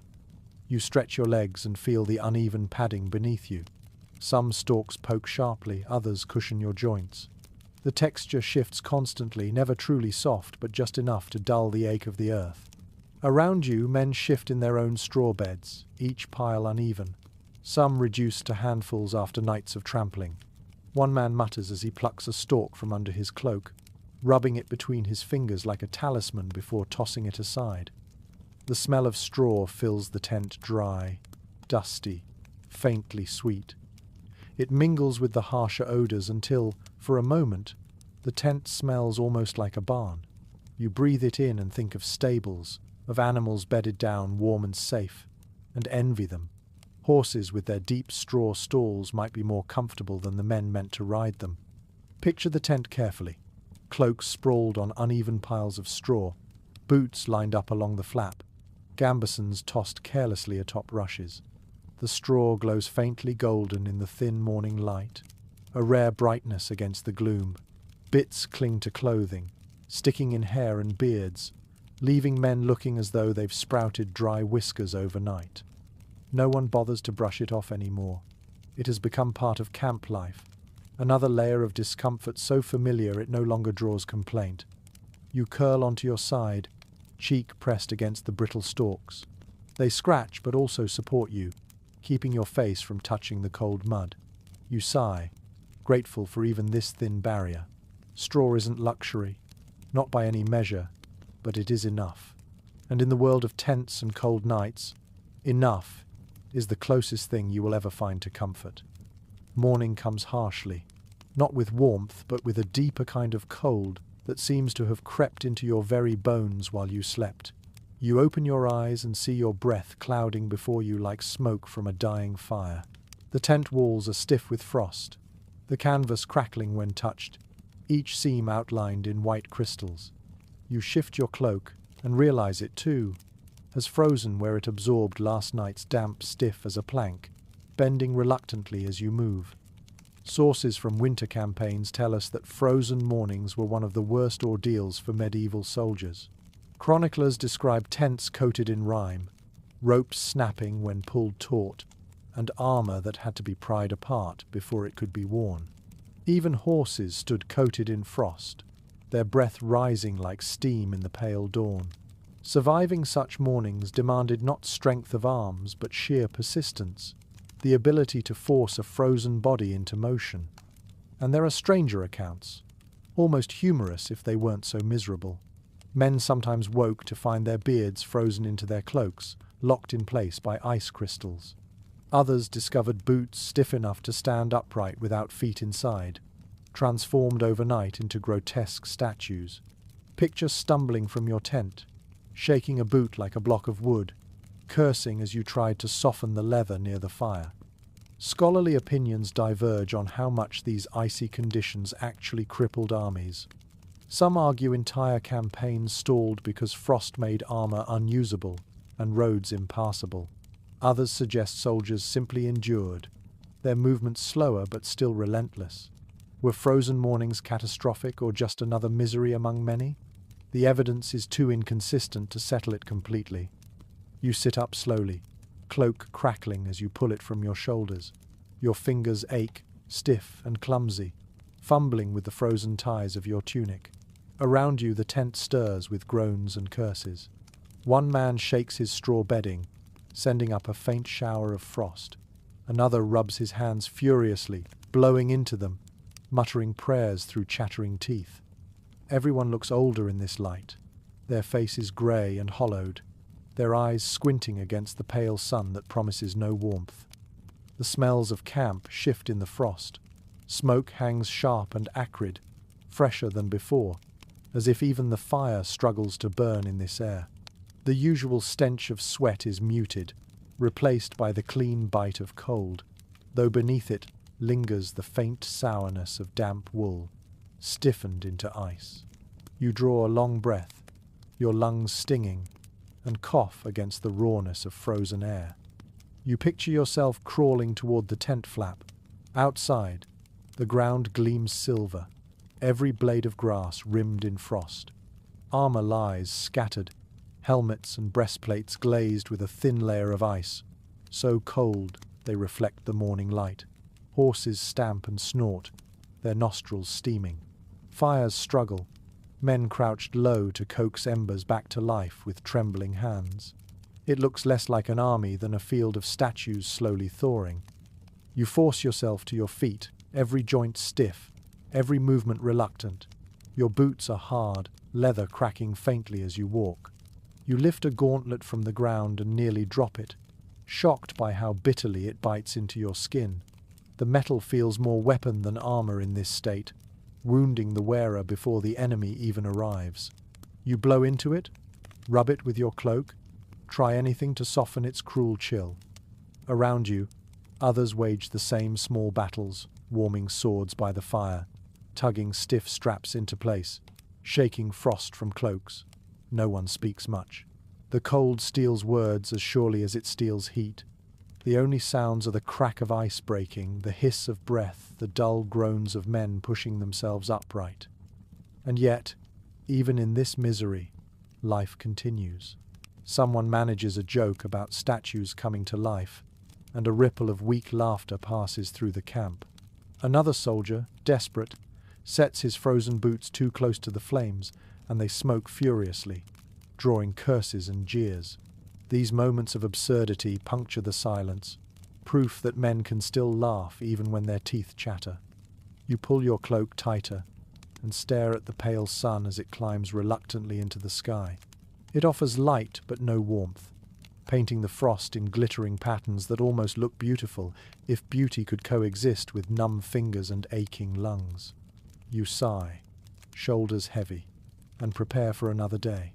Frozen mornings may stiffen armor and crack cloaks, but they cannot stop the march. And that realization, bitter as it feels, is the only warmth you will carry until night falls again. The frozen dawn has only just begun when the order comes. March. You groan with the others, dragging your stiff body upright, wrapping your cloak tightly before stepping out into the brittle air. Every movement feels like it belongs to someone else, as if your joints are hinges rusted shut. The ground crunches underfoot, crusted with frost, each step a reminder that warmth is still hours away if it comes at all. Chroniclers repeatedly note that medieval armies rarely enjoyed the luxury of resting in camp for long. After a freezing night, soldiers were expected to lift themselves and march onward, armor clanking, tents packed, wagons creaking forward. There are descriptions of men barely able to bend their legs, hobbling like old men as commanders barked them into columns. Endurance wasn't just about surviving the night, it was about rising again at dawn and moving, no matter how broken the body felt. And then there's the stranger side of it. Accounts describe men deliberately rubbing snow on their faces in the morning to shock themselves awake. The logic was brutal but effective. The sting of ice in your eyes and cheeks forced blood to flow, jolting the body into motion. Imagine stumbling from your tent, half dead with fatigue, and scooping a handful of snow to slap across your face. It sounds like torture, but it was better than collapsing before the march even began. Experts disagree about how soldiers truly managed these daily ordeals. Some argue the sheer rhythm of war orders shouted, drums beating, columns forming dragged men into motion whether they wanted it or not. Others claim soldiers often lagged behind, straggling on roads, with commanders constantly berating them to keep up. Was morning discipline truly ironclad, or was it more chaotic than chronicles admit? The truth is probably both, rigid in theory, ragged in practice. You shoulder your bundle, the weight of cloak and gambeson pressing heavily, and join the shuffle of boots leaving camp. The fire is left to smoulder, the dog trots at the column's edge, and the tents collapse behind you, frost crackling as canvas folds.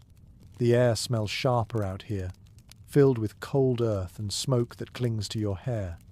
Breath rises from hundreds of men at once, steaming like fog above the line of march. Your feet ache with each step. The boots, still damp from days past, rub against raw skin. Every soldier you pass limps slightly, their bodies stiff from sleeping half frozen. Yet the sound of movement builds. Hundreds of boots crunching, armor groaning, voices muttering. It becomes a rhythm, dragging you forward, each step pulling you farther from rest, yet closer to whatever awaits. The march feels endless. You look ahead and see nothing but cloaks hunched against the wind, spears bobbing like stalks of dead grass. Behind you, the same sight stretches to the horizon. Occasionally a horse snorts, hooves striking frost-hard soil, reminding you that even the animals suffer. Your stomach growls, your throat burns from dry air, but still you walk. And here is where the absurdity creeps in. Men joke even now. One soldier shouts that his legs have turned to frozen logs, another replies that at least logs burn warmer. Laughter trickles down the line, weak but real. Someone begins humming a tune off-key, dragging but others join, voices weaving into the crunch of boots. The song is not joyful, but it carries you. The landscape passes slowly, each mile a blur of frostbitten trees, grey sky, and pale earth. Your cloak flaps stiffly, edges frozen in jagged waves. You glance at your comrades and see their faces pale, lips cracked, eyes red-rimmed from cold wind, yet their jaws are set. The march is misery, but it is also motion, and motion means survival. By the time the sun climbs, weak and watery, you have walked for hours. Your body no longer feels entirely your own numb feet, aching shoulders, a back bent beneath layers. But strangely, the numbness becomes its own armor. Pain dulls, replaced by rhythm. Left foot, right foot. Breath in, breath out. The world narrows to this cycle, repeated until it becomes almost meditative. And as you walk, you realize this is the secret of surviving medieval campaigns. Not just enduring the cold night, but enduring the frozen morning after. When every instinct begs you to lie down and never rise again, instead you rise. You walk. You let the rhythm carry you forward, even when you feel like ice inside. By midday, the march has carried you into a different landscape, though the cold clings stubbornly. You notice, however, that not every army faced the same kind of misery. Soldiers from different corners of Europe brought their own traditions of fabrics and winter gear, each suited or sometimes poorly suited to the climates they knew best. Lying in your tent again that night, you think about how survival looked very different depending on where you came from. Surviving records show clear regional contrasts. In Northern Europe, wool dominated everything: thick cloaks, layered hoods, even mittens stitched from felted scraps. Chroniclers in Flanders described men cocooned in wool so dense that snow slid from their shoulders like water. Meanwhile, soldiers from southern lands often struggled when forced into northern winters. Their lighter linen garments, perfect for Mediterranean breezes, became liabilities in sleet and ice. Some even froze, unaccustomed to nights when the ground itself turned to stone. And there were peculiar improvisations too. Men from colder regions sometimes stuffed their boots with moss or sheep's wool, a trick passed down from shepherds. In contrast, Italians on campaign in the Alps were noted for layering spare shirts beneath their armor, building warmth not with outer cloaks but with multiple thin fabrics. Imagine peeling off 5 damp linen shirts at dawn, each one heavier with frost, each one still clung to, because even frozen linen was better than nothing at all. Specialists today disagree on whether these regional practices actually mattered in the field. Some argue cultural clothing traditions gave soldiers a real advantage in alien climates. Scots and Norsemen, for instance, enduring damp winters more easily than soldiers from warmer coasts. Others believe once men were on campaign, everyone suffered equally. Wet wool is wet wool, no matter what corner of Europe you came from. Did fabric traditions truly shape survival, or were they quickly erased by mud and frost? The debate remains unsettled. You lie back and think about your own cloak, thick but itchy, smelling of smoke. You imagine men elsewhere under cloaks dyed bright red or green or trimmed with fur.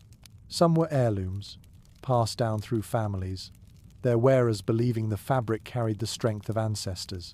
Others were stolen, looted from villages, their origins erased the moment they were wrapped around a shivering body. In war, identity of cloth didn't matter as much as whether it kept the wind off. The tent fills with variety, even among your own comrades. One soldier beside you wears a cloak patched with leather, the seams stiff and shiny. Another clings to a blanket striped with colours, clearly woven in a different land. A third wraps himself in layers so thick he looks almost like a mound of cloth with no man inside. The diversity of fabrics creates a patchwork inside the dim shelter, each square telling a different story of where the men came from and what they carried into this frozen campaign. The smells, too, shift with the fabrics. Wool smells heavy and sour when wet, linen sharp and grassy, fur musky and animal-like. Together they create an atmosphere that is oddly regional, like a map of Europe recreated in odours rather than borders. You breathe it in and feel as though you are surrounded not just by soldiers, but by an entire continent squeezed into a single tent. Picture the camp as seen from above, tents scattered across frost, each filled with men wrapped in their own traditions of cloth. To one side, soldiers huddle under bright Flemish wool. To another, men tug lighter cloaks from Spain tightly around their shoulders. Some make do with nothing but patched tunics, while others burrow under fur as soft as velvet. The battlefield erases nationality, but at night, when cold presses hardest, every stitch of fabric becomes a reminder of where you were born. You close your eyes, tugging your cloak tighter, and realize that survival tonight is stitched not just from wool and straw, but from culture itself. You are warmed or frozen by the choices of weavers, tailors, and traditions that came long before you.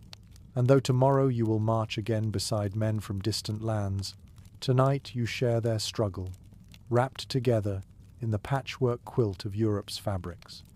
The frost has barely left the ground when you realize the next ordeal is worse than an open march. A siege. A camp outside city walls is no temporary stop, no fleeting misery of 1 or 2 nights. It is weeks, even months, of waiting in damp trenches and dripping tents, with the cold pressing down harder every day. Here, the tent becomes less a shelter than a cage, trapping soldiers in cycles of smoke, wet earth, and endless boredom. Medieval chronicles tell us that sieges dragged on through bitter winters, forcing men to sleep in fields churned into mud and slush. Soldiers dug shallow trenches, pitched tents on makeshift platforms, and prayed their shelters would withstand storms. Accounts from the siege of Tournai in 1340 describe entire rows of tents collapsing under heavy snow, men dragging themselves out half frozen only to crawl back beneath sagging canvas. Unlike marching campaigns, there was no escape in movement, just endless nights of waiting for hunger and weather to break the enemy first. Some of the coping measures bordered on absurd. Soldiers at certain sieges built raised wooden pallets inside tents, laying cloaks and hides across them like crude bunk beds, anything to keep above the flooded ground. Others spread straw so thick it piled knee-high, only for it to rot into a swamp after days of rain. Imagine the stench, wet straw, mold, and sweat fermenting together until the air itself seemed poisonous. Researchers differ on how sustainable siege living really was. Some argue men endured surprisingly well, sustained by supply trains and communal fires. Others insist attrition from cold, illness, and filth was the true weapon of sieges, killing more soldiers than arrows. Were tents in these conditions genuine shelters, or just symbols of routine in an environment already lost to misery? The evidence points in both directions, depending on who survived to tell the tale. You picture yourself huddled in such a tent, listening to rainhammer canvas night after night. The ropes creak, the poles bow, water seeps in no matter how you patch the seams. Your cloak clings damply to your shoulders, and the straw beneath you has turned into black sludge. You shift in your sleep, and every movement squelches. It's not just uncomfortable, it feels suffocating, as though the earth itself is swallowing you. The smells intensify until they are unbearable. Acrid smoke caught beneath the tent flap, mold from rotting straw, sweat trapped in damp wool. Add to that the reek of unwashed bodies crammed into too small a space, and you understand why men grew sick so quickly. Coughs echo in the night, rattling chests like drums of disease. The tent, meant to guard life, becomes a chamber where fever spreads faster than fire. Picture the camp outside, lines of tents sagging under frost, trenches filled with brackish water, soldiers stumbling with buckets to throw it out only to see more seep in. Fires smoke stubbornly, refusing to burn properly in damp wood. Horses stand huddled, ribs showing, their breath steaming into the grey air. From the walls above, defenders watch, knowing time and weather are already allies. And yet, even here, men improvise. Some carve charms into tent poles, believing symbols of saints will hold the canvas upright. Others cluster in larger tents, pooling heat and laughter, telling stories to drown the sound of dripping water. You hear one man boast that he once slept dry for 3 nights straight, thanks to a fur cloak looted from a merchant, while another jokes bitterly that he'd trade his sword for a straw mattress that didn't rot beneath him. As you close your eyes again, listening to the wind howl across trenches, you realize that siege life was as much a battle with the elements as with enemies. Every night became an act of stubborn resistance, to lie in a leaking tent, to breathe in the stink of rot, and still to wake and endure another day. Survival wasn't measured in victories, but in the sheer will to keep living through the slow, icy grind of time. The cold that gnaws at you in northern winters is one thing, but there's another kind of cold that catches men by surprise, the desert night. You might imagine sand and heat, the glare of the sun baking the day into misery, but when darkness falls, the warmth vanishes as if stolen by invisible hands. A chill sweeps over the camp, sharper for its contrast to the blistering hours before. Men who marched all day with sweat pouring down their backs now find themselves shivering under a canopy of stars. Accounts from crusading armies in the Levant, as well as chronicles of Moorish campaigns in Spain, describe how soldiers struggled with these brutal swings in temperature. Cloaks soaked with sweat during the day, hardened like boards at night, trapping dampness against skin. Fires became difficult to maintain, because dry desert winds devoured sparks, and wood had to be scavenged or traded at high cost. What seemed like a land of blazing sun turned treacherous once the moon rose. And there were peculiar improvisations worth remembering. Soldiers often dug shallow pits in the sand, laying inside and covering themselves with cloaks, so the earth itself served as insulation.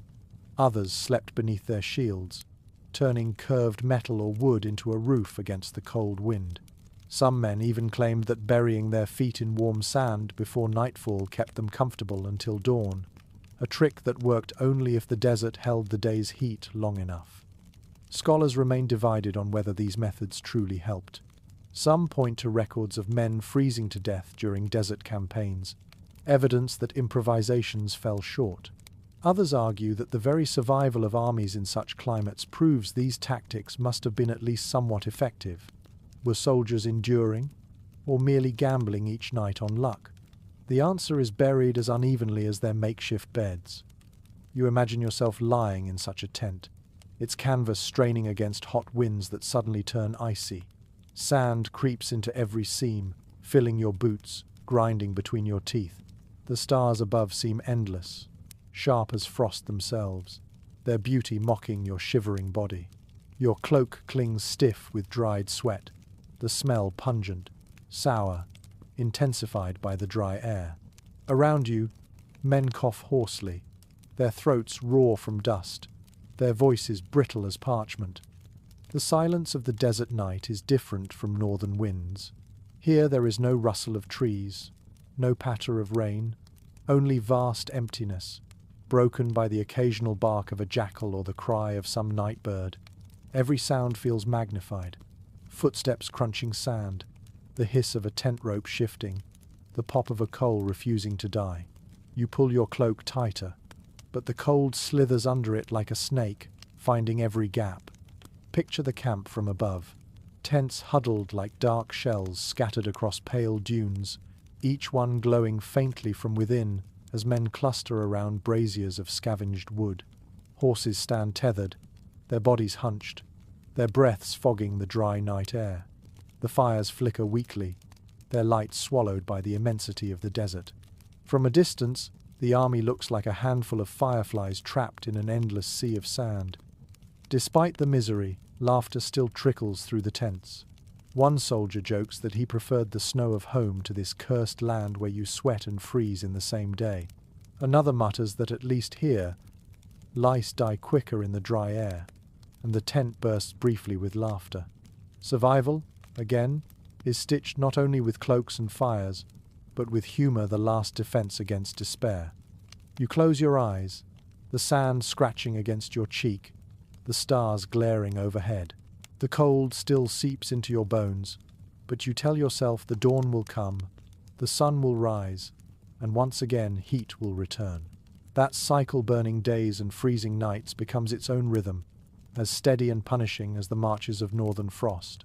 And in that rhythm, somehow, soldiers endure. The desert night leaves its mark, but so too do the endless winters, and eventually the body begins to show the price of these campaigns. You wake one morning and realize the cough you heard in the tent last week has not gone away, it has multiplied. Men hack and wheeze in the dark, their chests rattling as though gravel has been poured inside. You touch your own throat, raw from smoke and frost, and understand that sickness is as constant a companion as your cloak. Surviving letters and chronicles reveal how disease became inseparable from cold nights in camp. Pneumonia, fevers, and frostbite spread faster than arrows. Even minor chills could turn deadly when men slept damp night after night. One commander in the Baltic lamented that more soldiers were buried by ice and coughs than by enemy swords. It was a truth every army knew but could not escape. Cold weakened bodies, and weakness invited sickness. And there were the stranger details, the things soldiers did to cure themselves. Some drank warm ale mixed with garlic, swearing it banished chills. Others wrapped hot stones in cloth and pressed them to their chests, hoping the heat would chase coughs away. A few even placed slices of onion in their boots, convinced the fumes travelled upward to cleanse their lungs. Imagine the stink in a tent where smoke, sweat, and onions mingled into a suffocating haze. Modern researchers are divided on just how devastating cold-induced illness was. Some argue it decimated armies, accounting for the majority of casualties in certain winters. Others suggest soldiers, hardened by lives already filled with exposure, endured sickness better than we assume. Were camps truly graveyards of coughs, or did men exaggerate their suffering in letters and chronicles? The debate continues, echoing like the coughs themselves. You lie back and listen to the symphony of illness around you. A man on your left hacks violently, spitting phlegm into the straw. Another groans, clutching his chest, whispering that his ribs feel like knives. Someone sneezes, wet and explosive, and curses immediately after. The sound is constant, layered over the crackle of the fire outside and the whistle of wind through seams. The smell has changed too. Smoke and wool still dominate, but beneath them lies the sour tang of sickness phlegm, sweat soaked with fever, the faint metallic scent of blood from cracked lips. You inhale reluctantly, each breath catching in your own chest. The tent feels smaller in this air, as though the illness itself has thickened the atmosphere. Picture the camp in this state. Men huddled, coughing into cloaks, faces pale in the dim glow. Some refuse to leave the fire, their bodies shaking violently even beside the coals. Horses stamp uneasily, as if aware the humans around them are faltering. From above, the camp looks the same, tents in rows, smoke drifting upward, but within each shelter, sickness gnaws silently. Still, men find ways to joke. One soldier, coughing so hard he nearly collapses, mutters that at least his enemies will smell his breath and flee. Another wheezes out a song, each note broken by fits of coughing, until laughter ripples weakly through the tent. Humor doesn't cure, but it loosens the grip of despair, if only for a moment. You wrap your cloak tighter, pressing it against your mouth as though it could filter the air. Your chest aches with each breath, but you tell yourself it's just smoke, just fatigue, not sickness. You close your eyes, though the coughing continues around you, filling the tent like a second kind of wind. And in that uneasy rest, you realize the truth that every medieval soldier knew. Survival was never just about keeping warm. It was about keeping illness at bay long enough to see another dawn. The coughs do not fade, but sleep still drags you under, and there in the dark you find yourself dreaming of warmth. Not real warmth, not fire or cloaks or furs, but the memory of it, the way a hearth once glowed at home, the smell of bread baking, the soft weight of a feather mattress. You wake for a moment and realize how cruel the mind can be. It gives you comfort in dreams, only to snatch it away when your eyes open to a damp tent and freezing breath. Writings from medieval soldiers and those who chronicled them often mention dreams and visions in the night. Some men claimed they dreamed of banquets so vividly they woke tasting meat on their tongues. Others confessed that their mothers, wives, or sweethearts appeared in sleep, whispering words that carried them through the cold. In the harshest campaigns, these memories became stronger than reality, so much so that some men swore they could smell their home hearths through the stench of smoke and straw. And then there are the odd fragments of folklore that creep into records. Soldiers told stories of men who dreamed not of food or warmth, but of strange fires that never went out, sacred flames said to follow armies, promising survival. Some believed these dreams were omens. Others insisted they were nothing more than the fevered visions of men half frozen. Imagine waking in the dark, certain you had been warmed by a divine fire, only to feel frostbite gnawing your toes. Modern scholars disagree about how much weight to give these dream accounts. Some treat them as exaggerations or literary flourishes by chroniclers eager to romanticize suffering. Others argue they reflect genuine psychological survival mechanisms, the brain conjuring warmth and abundance because the body lacked both. Were these dreams historical fact, or just metaphors for endurance? The question lingers, like the haze of smoke in a closed tent. You pull your cloak tighter, eyes closed, trying to summon your own memory of warmth, a fire from your childhood perhaps, or the heavy quilt you once hid under as a storm howled outside. But the harder you try, the more the present intrudes.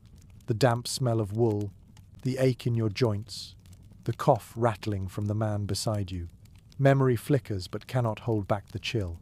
Around you the tent stirs with murmured dreams spoken aloud. One man whispers about meat pies, his lips smacking in sleep. Another mutters the name of a woman over and over, voice breaking into a sob. Someone else shouts suddenly, jolted awake by a nightmare, then curses as others groan at the noise. Dreams weave through the tent as tangibly as smoke, each man's mind creating its own fragile refuge. The air inside is thick, a blend of sweat, smoke, and the faint sweetness of straw now crushed beneath dozens of restless bodies. You breathe shallowly, half hoping the memory of warmth will linger on your tongue. You realize that what keeps men alive here is not just cloaks or fire, but the stubborn insistence on remembering what warmth feels like, even if it only comes in sleep. Picture the camp from a distance. A sprawl of tents under moonlight, each holding a dozen bodies dreaming of fires that don't exist. Outside, the ground glitters with frost.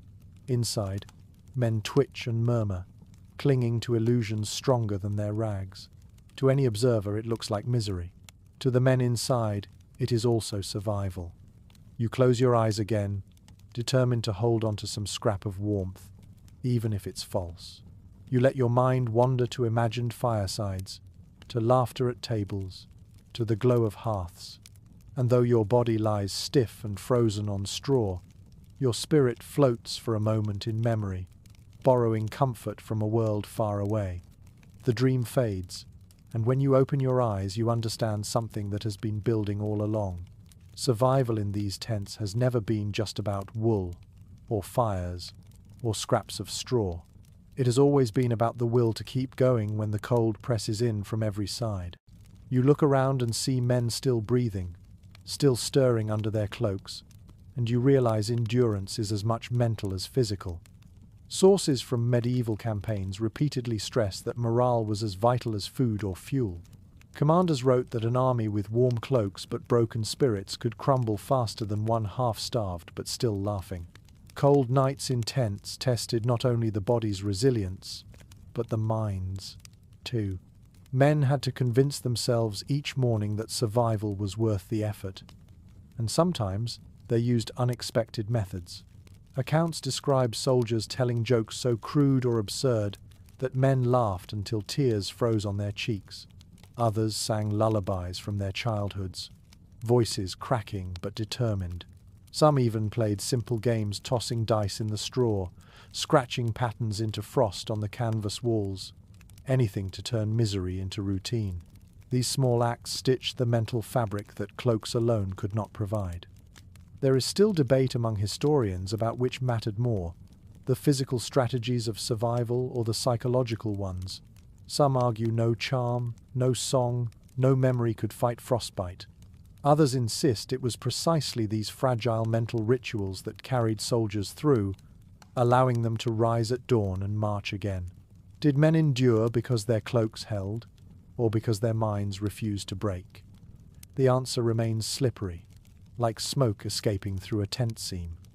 You pull your own cloak closer, not just against the cold, but as if shielding your thoughts. Around you, bodies shift restlessly. One man snores loudly, another mutters a prayer, another groans in his sleep. The tent creaks under the wind's assault, but it still stands. You close your eyes and breathe deeply, inhaling smoke, wool, and dampness. None of it is pleasant, yet all of it proves you are still here. Picture the camp as dawn approaches one final time. Fires gutter, smoke drifting thin against pale light. Horses stamp, their breath steaming. Men stumble out of tents, shoulders hunched, eyes red-rimmed, armor stiff with frost. It looks like misery from afar, but up close it is a miracle. These men endured. They slept half-frozen, they woke aching, and still they rise. And you realize, lying there in your corner of straw, that the true weapon against freezing to death has always been stubbornness. Cloaks tear, straw rots, fires sputter, but the will to keep moving step after step, night after night outlasts the cold. That is why medieval soldiers survived. Not because their tents were strong, but because their minds were stronger than frost. So now, as you let yourself drift into sleep, imagine the flickering glow of a medieval campfire fading into embers. The tents stand low and weary, their canvas patched and sagging, yet still they shield weary bodies curled beneath cloaks. You can hear the rhythm of snores, the occasional cough, the murmur of a prayer whispered into the smoky dark. Outside, frost gathers silently on ropes and poles, but inside, men cling stubbornly to one another, to memories, to scraps of warmth. The story of how they slept, wrapped in wool, pressed against comrades, guarded by fragile fires and even by faith, tells us something deeper than just military history. It reminds us that survival is never about perfection. It is about finding enough warmth, enough laughter, enough belief to carry through the night. Every droplet that dripped through canvas, every flea that crawled across skin, every icy gust that rattled a flap was another test. And yet, dawn always came, and the soldiers always rose. Tonight, as you lie beneath your own blankets, you might picture yourself in that tent. You can almost feel the rough wool scratching your cheek, hear the canvas strain in the wind, smell the smoke seeping into fabric. But you also feel the quiet determination that bound those men together, the refusal to yield to cold, the fragile courage of closing one's eyes and trusting morning to come. So let your breathing slow, let your body sink deeper into softness. The cold and the noise belong to another time, another place, far away from you now. You are safe, and the world outside can wait. Sleep, like those soldiers once did, not in comfort but in endurance, knowing you have already made it through the hardest part.